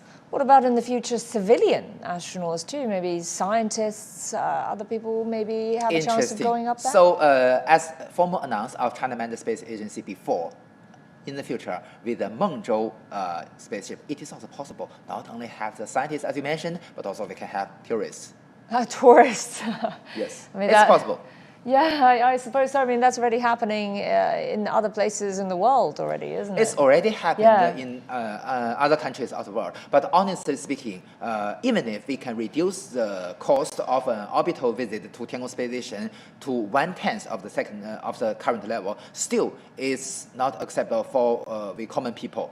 Still only a chance for billionaires. But you know that for the common people, I think the suborbital tourism is the right choice for the common people. Well, that's tourism, but say scientists, I mean, they would be going up there to perform very important experiments and things. That would be sort of a government initiative in that sense. Exactly. You see that although you know that Ms. Wang Haoze and Ms. Wang Jie, Dr. Wang Jie this time, their role are flight engineers. But still, you know that they are engineers in space industry. And I can still remember that Ms. Wang Haoze is a designer of rocket engines. And also from the internet we can read that Dr. Wang Jie is an engineer in charge of the design of scientific experiments on board Tiangong Space Station, how to optimize the isolation of vibration from the space station. You know, this is important for some certain scientific research. So he is the right one for design the scientific research experiments in Tiangong Space Station. So he is a very good one, a good choice to be the crew. But earlier you were saying, you know, when you consider the turnaround of these space missions, you have to factor in the costs of this, you know, the feasibility, viability. So that's why they've arrived at the 6 months stretch. Exactly. So in the future, it's just, you know, hypothesizing in the future, if space tourism became a regular thing, this would probably presumably have to be timed with each of these mission rotations, right? Otherwise, the spaceship goes up, you can't just bring them back straight away. So this is a very reasonable consideration. You know that today also the lifespan for a certain spaceship in orbit is also about 6 months. Right. So we must also not only consider about how comfortable it is or the impact of the influence to the health condition of our astronauts, but also we should consider about the reliability of our Shenzhou spacecraft. Because if it is in orbit, although it is in a what we call it maybe in a hibernate status, but still the influence of the radiation and other very hazardous conditions in outer space also have the impact on our Shenzhou spaceship. So it is reasonable to ensure the safety. We need the change of the every crew for about every half a year. But you know, as we mentioned, if we this is a routinary turnaround, but for a short-term visit, we can have a special mission. For instance, maybe the launch vehicle will visit the Tiangong Space Station will be maybe only several days. But in this case, it is very interesting. We have an ideal choice to change the crew from one Shenzhou spaceship to another one. So this is to shorten the duration of a certain spaceship in orbit. And more interesting is that according to the experience in other countries, we need not only change the astronauts themselves, but also we need to change the basin. Because as I mentioned, each basin or the seat in the re-entry capsule is designed according to the shape of their body. So this can ideal the countermeasure to the impact to the greatest extent. So if you change in orbit the astronauts to a different crew, you also need to change the basin. Very, very interesting. Yeah, there are a lot to consider in there. Yeah. So for this Shenzhou 20 crew, they'll be going up there and they'll be with the Shenzhou 19 crew for only a day, a couple of days? Well, 4 days. Well, it has already been announced, as Mr. Lin Xiang has already mentioned. The Shenzhou 19 crew will return to the Earth on the 29th of April. So they will stay together for about 5 days. So usually, you know that the turnover is very, very important. And since the Shenzhou 14 mission, also with Mr. Chen as a commander, we conducted the first in-orbit handover. So the in-orbit handover is the necessary step for China to follow the advanced countries in. You know that in 1980s, the former Soviet Union has already achieved the first in-orbit handover on board the Mir space station. So in-orbit handover is the most efficient measure to not only hand over with the different crew of the scientific research, but also you know that to operate space complex like the space station, there are all kinds of subsystems critical to their daily life, especially the environmental control and the life support system. They need this to tell the next crew the configurations, the problems, and also everything face to face. Right. But on the ground, when this, you know, the current crew, when they're doing their training, I mean, they would have simulated space station environments to kind of work in, right? To kind of get used to the environment as well. Yeah, exactly. So this is a reason why we use the neutral buoyancy pool in our China Astronaut Center. I saw some images of that. So this is, but you know that although we can use the buoyancy in water, which can simulate the microgravity, but still, you know that this is really tough. Each kind of training. So there is no exception. Not only for the female astronaut, even for the male astronauts, every time after underwater training, they cannot even raise a chopstick during launch. So you can see how tough it is. But it is not the most painful one. The most painful one will be the survival in wild field. You know that. What would that entail? Usually in Badan Jilin Desert or in the Gobi Desert. Oh, this is if in case something happens on their return. Exactly. Right. So anything wrong can happen during the flight mission. So they must have the ability to survive by themselves at least for 2 days in any condition, in deserts, in forests, or even in oceans. So before the arrival of this rescue team, the astronauts must have this ability. And do they actually do this in the real environment? They actually do the survival training? Even if they've already have a flight mission before, for the next mission, you must do this test. Well, I mean, they're trained in everything.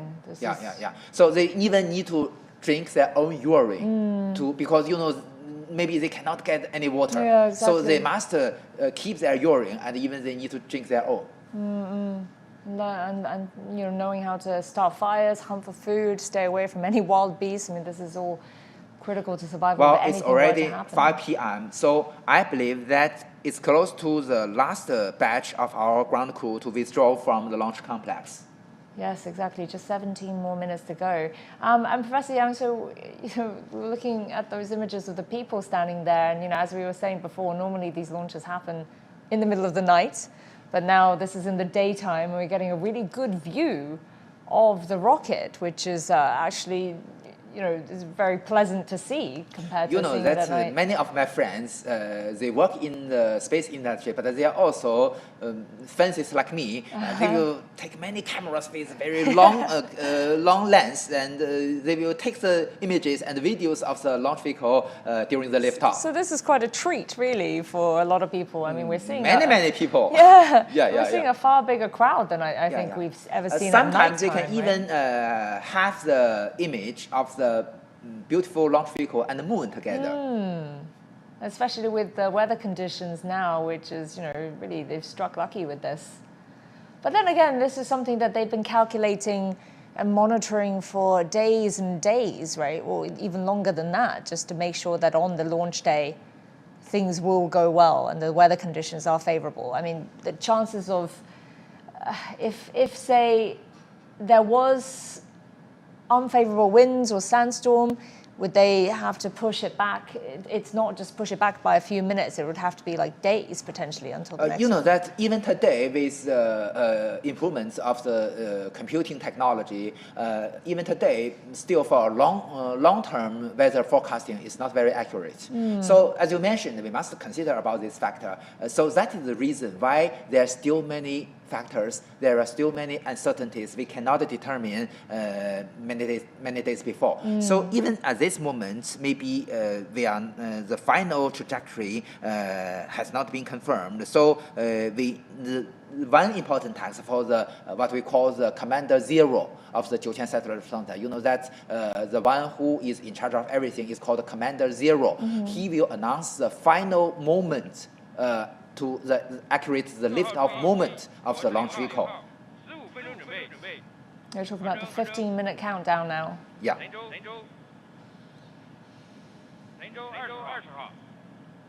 And just checking in with all the crew there. Yes, the Commander Zero must receive the confirm of every system.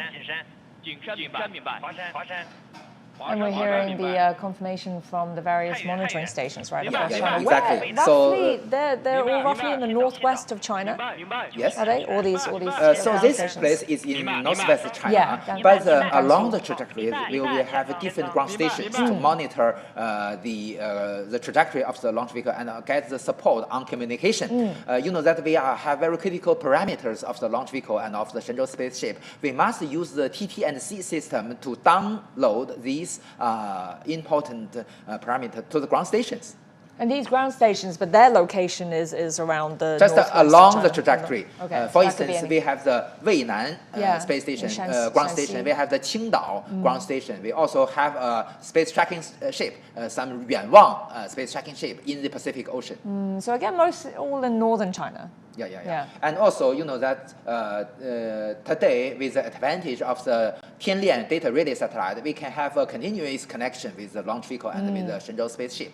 But China does have a launch site in the south of China as well, in Wenchuan. Yes, in the future, maybe our astronauts will go to the moon from the Wenchang launch site. Because you know that with the diameter increased to 5 meters, it is very difficult to transport this launch vehicle to Jiuquan Satellite Launch Center. So at that moment, we will use the Long March 10 launch vehicle with a diameter of 5 meters in the Wenchang launch site. Because it's easier to transport it via sea. In the sea. So actually speaking, you know that we have Qinglan seaport near the Wenchang launch site. So we can transport very easily with vessels from Tianjin to, actually speaking, Yuanwang 21 and Yuanwang 22 ships to transport our launch vehicle from Tianjin to Hainan. Look at the crowds there.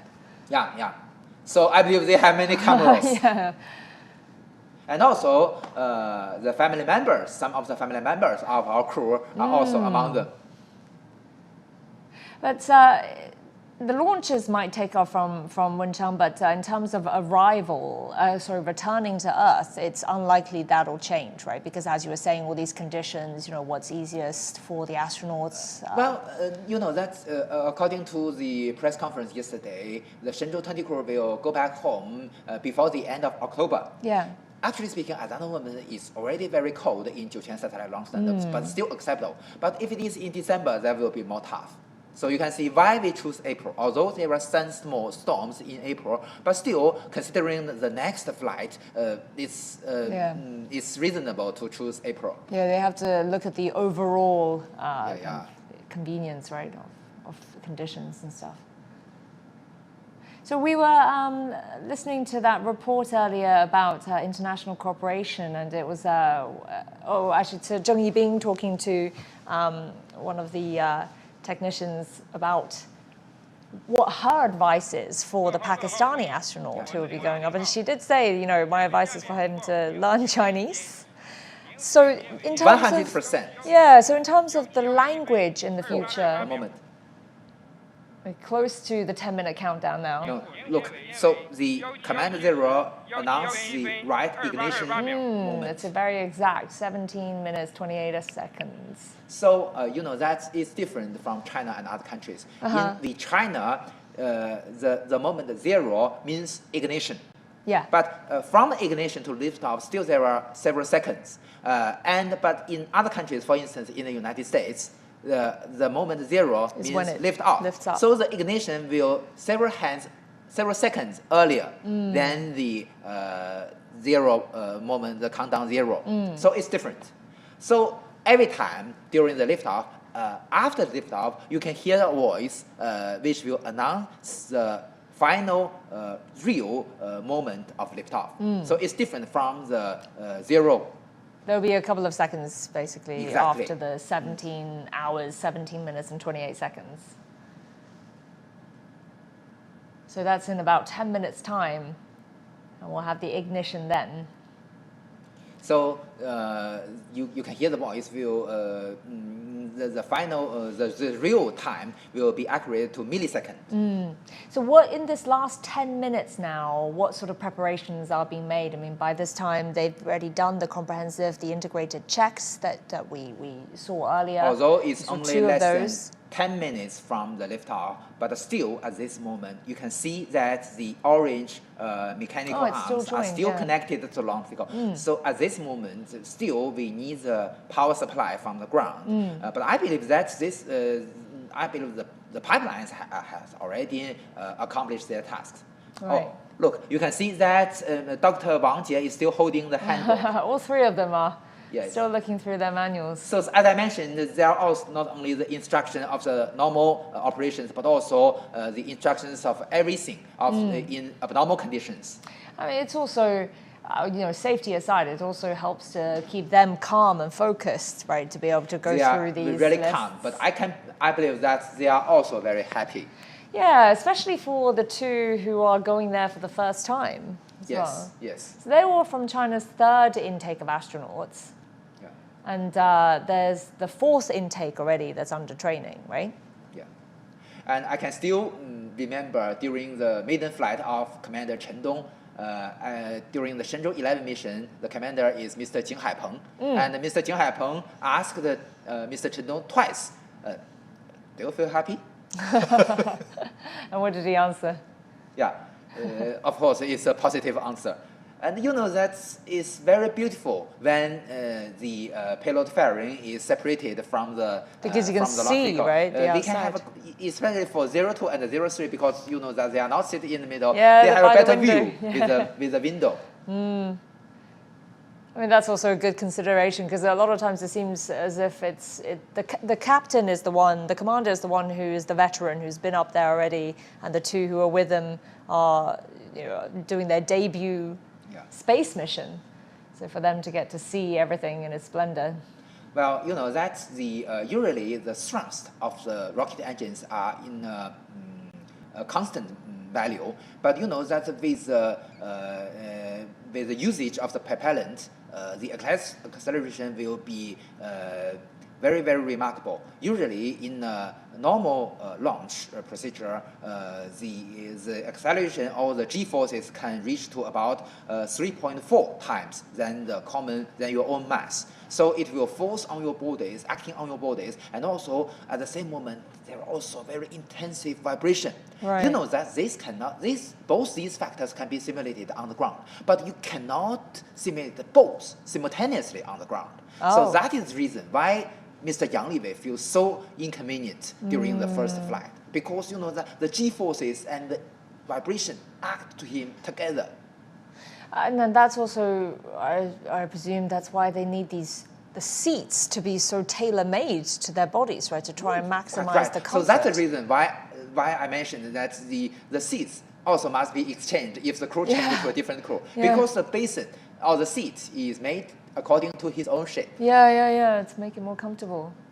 I mean, that's sort of the vibration plus the g-forces. I mean, if it can't be simultaneously recreated here on Earth, it's incredibly hard to imagine what that will be like. I mean, it's only these astronauts who've been up there.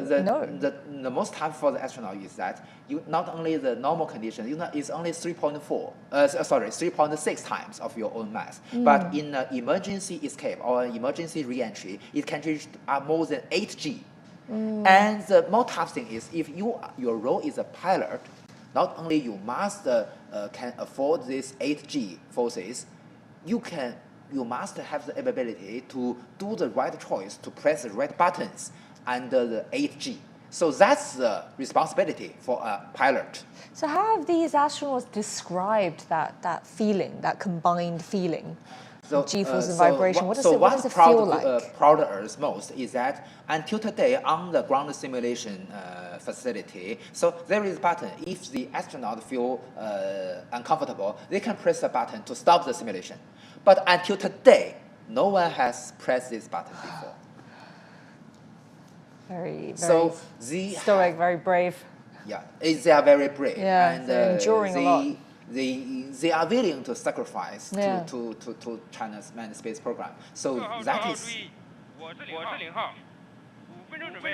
That's the zero command. T minus 5 minutes and counting.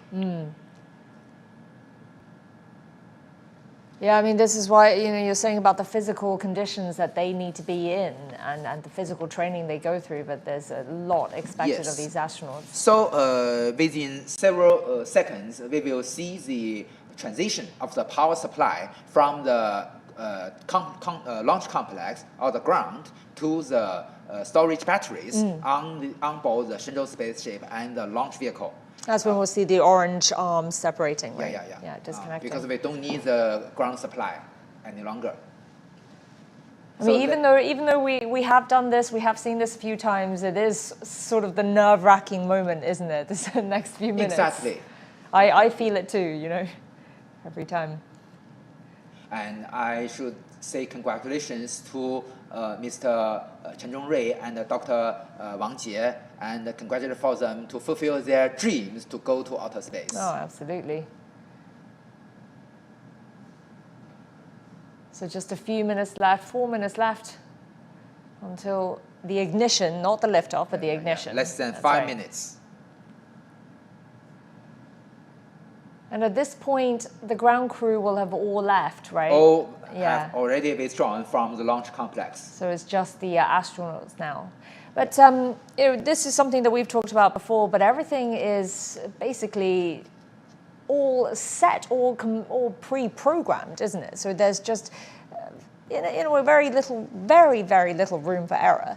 Not 100%. As we've already discussed, why we have so many simulations time and time again? Because you know that not only all the parameters can be pre-set, because you know that as we've already discussed. Okay, T minus 3 minutes and counting.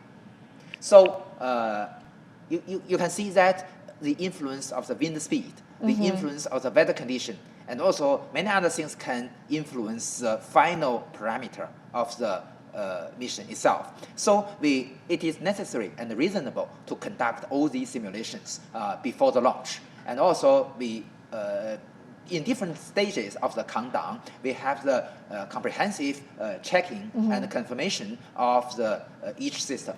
But that is pretty much all done by the ground teams. So in terms of what these 3 astronauts will have to manually do inside the spacecraft as they're heading towards the space station, what would that involve? Something can be done automatically.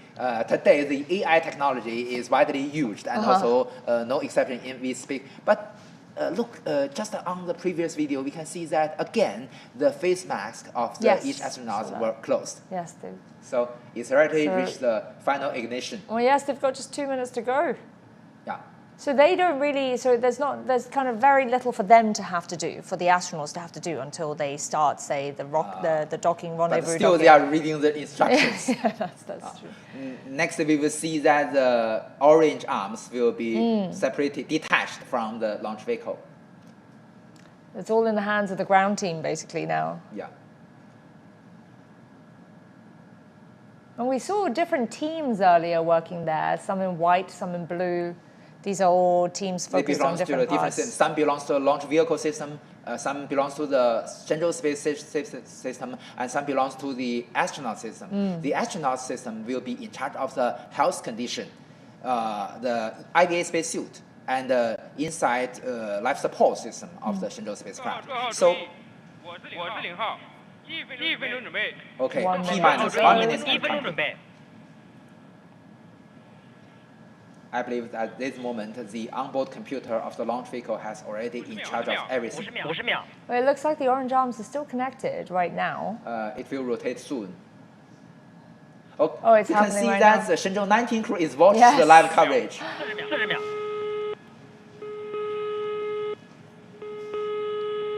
Okay, all detached. So the rocket is now completely on its own.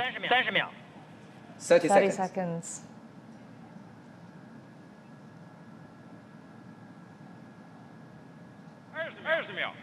Twenty seconds to go. Every system is go for launch.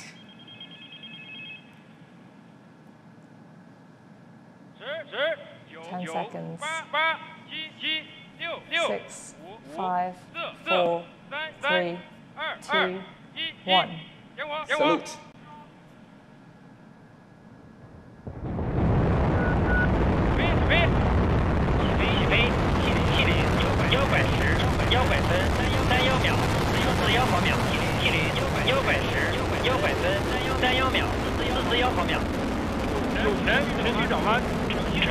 It's over. It's over is to change the direction of the flight from vertical direction to the eastern route. So it's a slight adjustment in the flight trajectory. So beautiful. And there it is, that's the Shenzhou 20. So we can hear the voice of the ground station that the tracking is normal. And you can see this beautiful view of the launch vehicle. How many adjustments would the rocket normally have to make in its trajectory on the way there? Is there a set You need to change its direction constantly, continuously. Okay, look, this is a camera mounted on the launch vehicle, looking backward. Yeah, we're getting a really good view because it's daytime as well. And also you can see 2 of the 4 rocket boosters, each with a diameter of 2.25 meters. Those will be jettisoned a little bit later on in the flight. Usually at about 120 seconds after liftoff.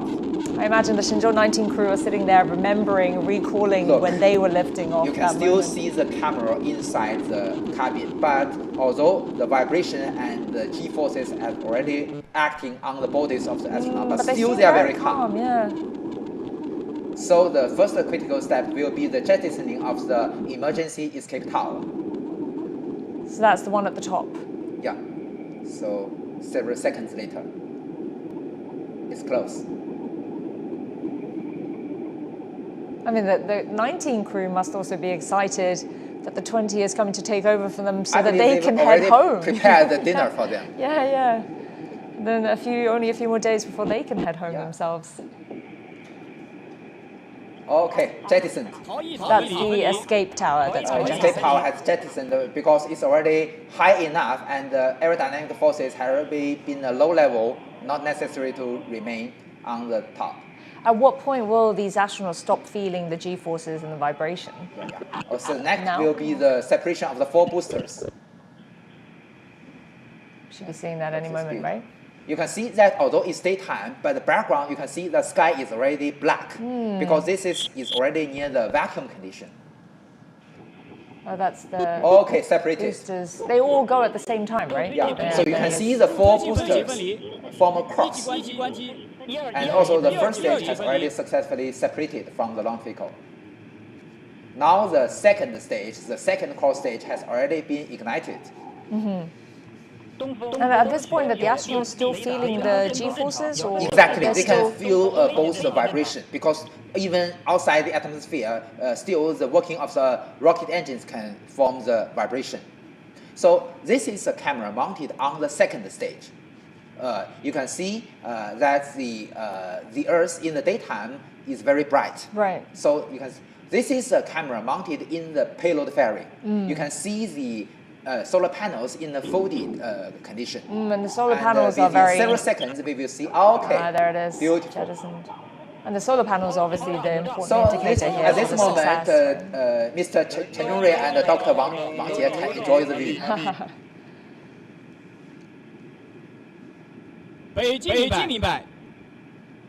They're back to their manuals again. So they changed to the different pages because it's in a different stage. So What else is there to jettison now? So they've jettisoned the emergency tower, the emergency escape, the boosters, the payload. First stage, and then the payload fairing.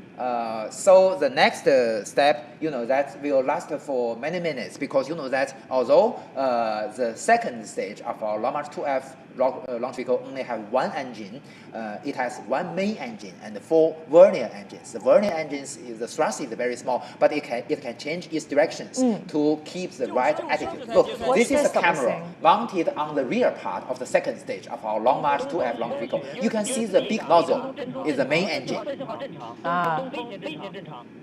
We can hear the voice of the ground station that the flight is normal, and the ground stations can track the launch vehicle very normally. Which is good to know. Well, you can see one of the vernier engines, the smaller nozzle, you can see very clearly. So this is a camera mounted on the second stage. Is it now more comfortable for the astronauts? Not very comfortable, Still because not. that with less propellants, you can see also still Dr. Wang Jie is still looking the menu. Probably helps to calm the nerves as well. So you may notice that this time from the Shenzhou spacecraft, we can see the high definition video from the inside. Yes, it follows the high definition standard, 1080 pixels solution. And this has been an upgrade as well, right? For yes, this particular it's upgraded. Very bright. Okay, the Qingdao ground station near the eastern coast of China has already captured the launch vehicle. So Qingdao is the last ground station in China, in mainland of China. So the next will be the space tracking ships.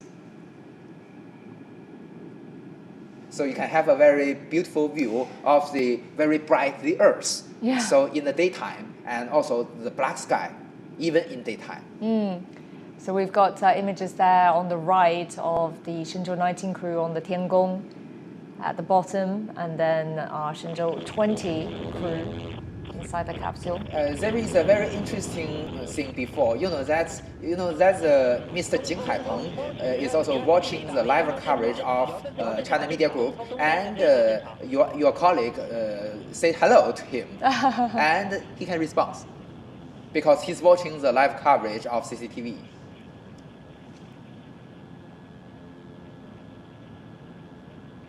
So why is it that the solar panels, that's such an important indicator of a successful launch? For the storage battery of Shenzhou Space, we only have a limited volume or capacity of the storage battery. So we need the solar panels to provide continuous power supply. So that is the reason we only announce the success of a launch mission when the solar panels is normally unfolded and extended to a very big one. It means the continuous stable supply. Yeah, exactly. So electricity is very important for flight mission. But after docking to the space station, so the power system can be combined together. Right. And there's the Qingdao monitoring station has again. already both the upstream link and the downstream link. So you can see the flame of the nozzles are quite different from those on the ground. And the type of fuel that these rockets use, can you just tell us a little bit more about that again? Well, that's the main engine of the second stage will work for a very long time, and it will shut down first. But this is not the end of the mission of the launch vehicle. So the 4 vernier engines, you can see the rotation of the vernier engine. The 4 vernier engines will work longer to adjust the trajectory, to make it precise enough.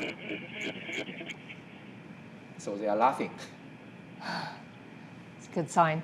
And Professor Yang, so all these pieces of the rocket that's been shed, that would just fall back to Earth, and what will happen to them? Do they get retrieved again? Do they just get left? Because that is the Long March 2F is not a reusable launch vehicle, but in the future, probably Long March 10 for the next generation spaceship will be a reusable one. And that leads me to ask as well, because this time one of their important missions for important tasks for the 20 crew is to install that protective device against space debris, right? How big of a problem is space debris? We've already met some problem. You know that the Tianhe module, the core module, Tianhe 1, have 2 solar panels. One of the panel was slightly damaged by the space debris. Actually speaking, the cables.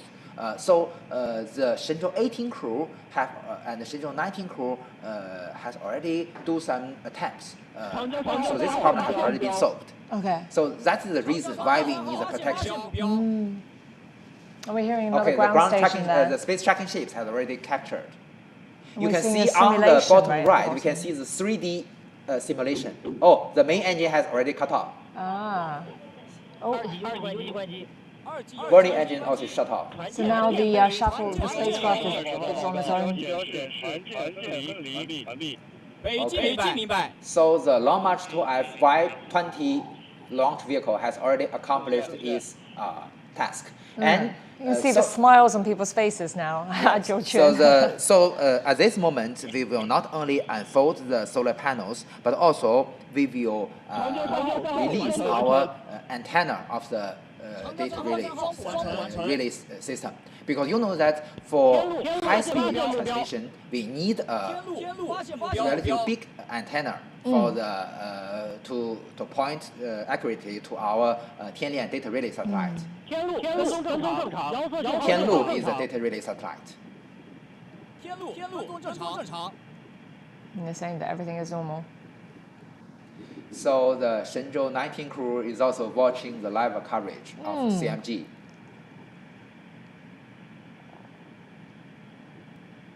Yeah, so aside from that installation of that protective device,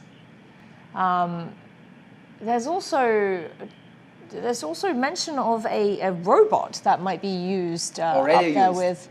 We can show a video also from CMG that Ms. Wang Haoze is test the small robot called maybe Xiaofei inside the cabin.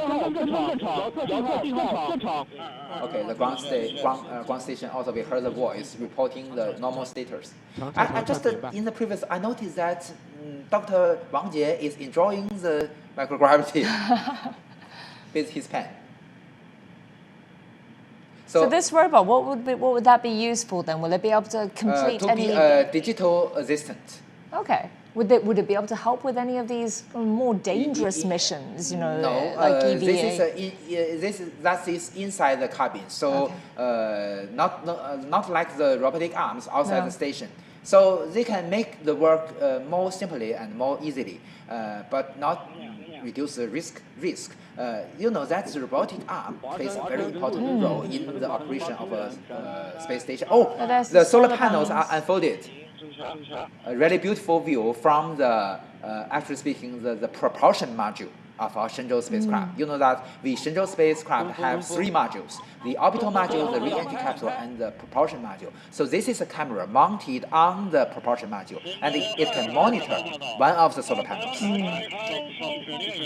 And this is a very important also, you know that we have 2 different systems on the concerning about the Tianhe data relay satellite. One can transmit important critical parameters, and one can transmit very heavy data streams. So we need that's the reason why we need a big antenna for this Tianhe data relay satellite to transmit the videos. We were just hearing earlier the ground staff there saying that the solar panels have opened But I believe that the Shenzhou spacecraft will enter the shadow area very soon. And what will that mean? What sort of Which impact means will that that have? they will be at night. Okay. So not much change for them. There's nothing to have to adjust or for the spacecraft to do. You're saying the solar panels have expanded. But don't worry. We have plenty of energy in the storage batteries. So usually in the shadow area, the Shenzhou space only need to fly about less than 40 minutes. Right. So That's at enough. this moment, still we cannot announce the success of the launch. Only when we double check the accuracy of the orbital parameters of the Shenzhou spacecraft, only it's accurate enough, we can announce that it is a successful launch. When you say accurate enough, meaning what exactly? Means that the energy or the propellants inside the propulsion module of the Shenzhou space is good enough to catch up with the Tiangong space station and have the chance to correct all errors and dock with the Tiangong space station. That should be pretty soon, right? Judging by the Pretty soon, but we still need some, you know that there are different data sources. We have the measurements inside the Shenzhou spacecraft. Also, we have the data from the devices which can help with the help of the Beidou navigation satellites. We also have the ground stations like together with the space tracking ships to have different data sources. And finally, we can have a very accurate determination of the orbit of the Shenzhou 20. And with the analysis of the ground crew, we can finally make the decision or make the conclusion. Yeah, just some more communication between the different We're getting astronauts saying that they feel fine and everything is normal and functioning as expected. But from judging from previous experiences watching these launches, the time for all of this is very well controlled, right? I mean, it seems to be kind of pretty much always on the mark. It's like within half an hour of the launch, everything's declared a success. So it's controlled like down to the down to the second. So although at the national all the parameters several days before, but most critical ones should be a design. So it's not a coincidence that every time we have the right moment to do the right thing. Yeah, it's incredibly precise. It's impressive. You can see that they're lifting opened their visors. face masks. Yeah. So this means that the most dangerous part of this launch has already been successful, and they can be relaxed. So now they're not feeling any of these forces or vibrations. They are enjoying the microgravity now. Yeah. 神舟20号载人飞船已进入近地点高度200公里，远地点高度359公里。 So from now on, it will be about how many hours until they reach the Tiangong? 6.5 hours. 6.5 hours from now, from liftoff. We just heard from the ground crew that the perigee or the nearest lowest point of the Shenzhou 20 is 200 kilometers.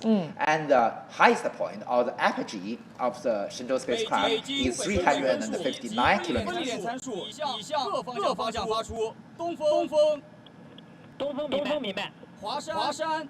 So he's communicating again with all of those tracking stations. So in our tradition before, the chief of the Jiuquan Satellite Launch Center will announce the success.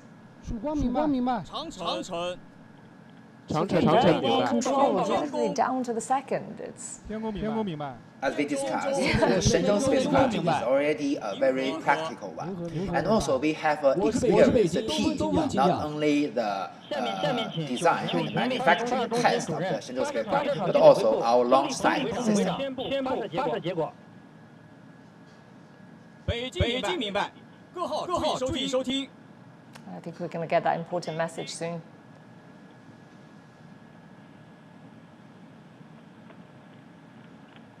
尊敬的各位领导、专家、同志们，根据火箭飞行数据。 Based on the flight data and calculations by Beijing Aerospace Control Center, the Long March 2F Y-20 carrier rocket has sent Zhengzhou 20 manned spacecraft to the preset orbit. The solar panel has been unfolded and is functioning well. Now I declare the launch of Zhengzhou 20 manned mission a complete success. Thank you. We will see the big red screen. I feel the need to applaud as well. And that message there just says congratulations to the Shenzhou 20 for successfully launching.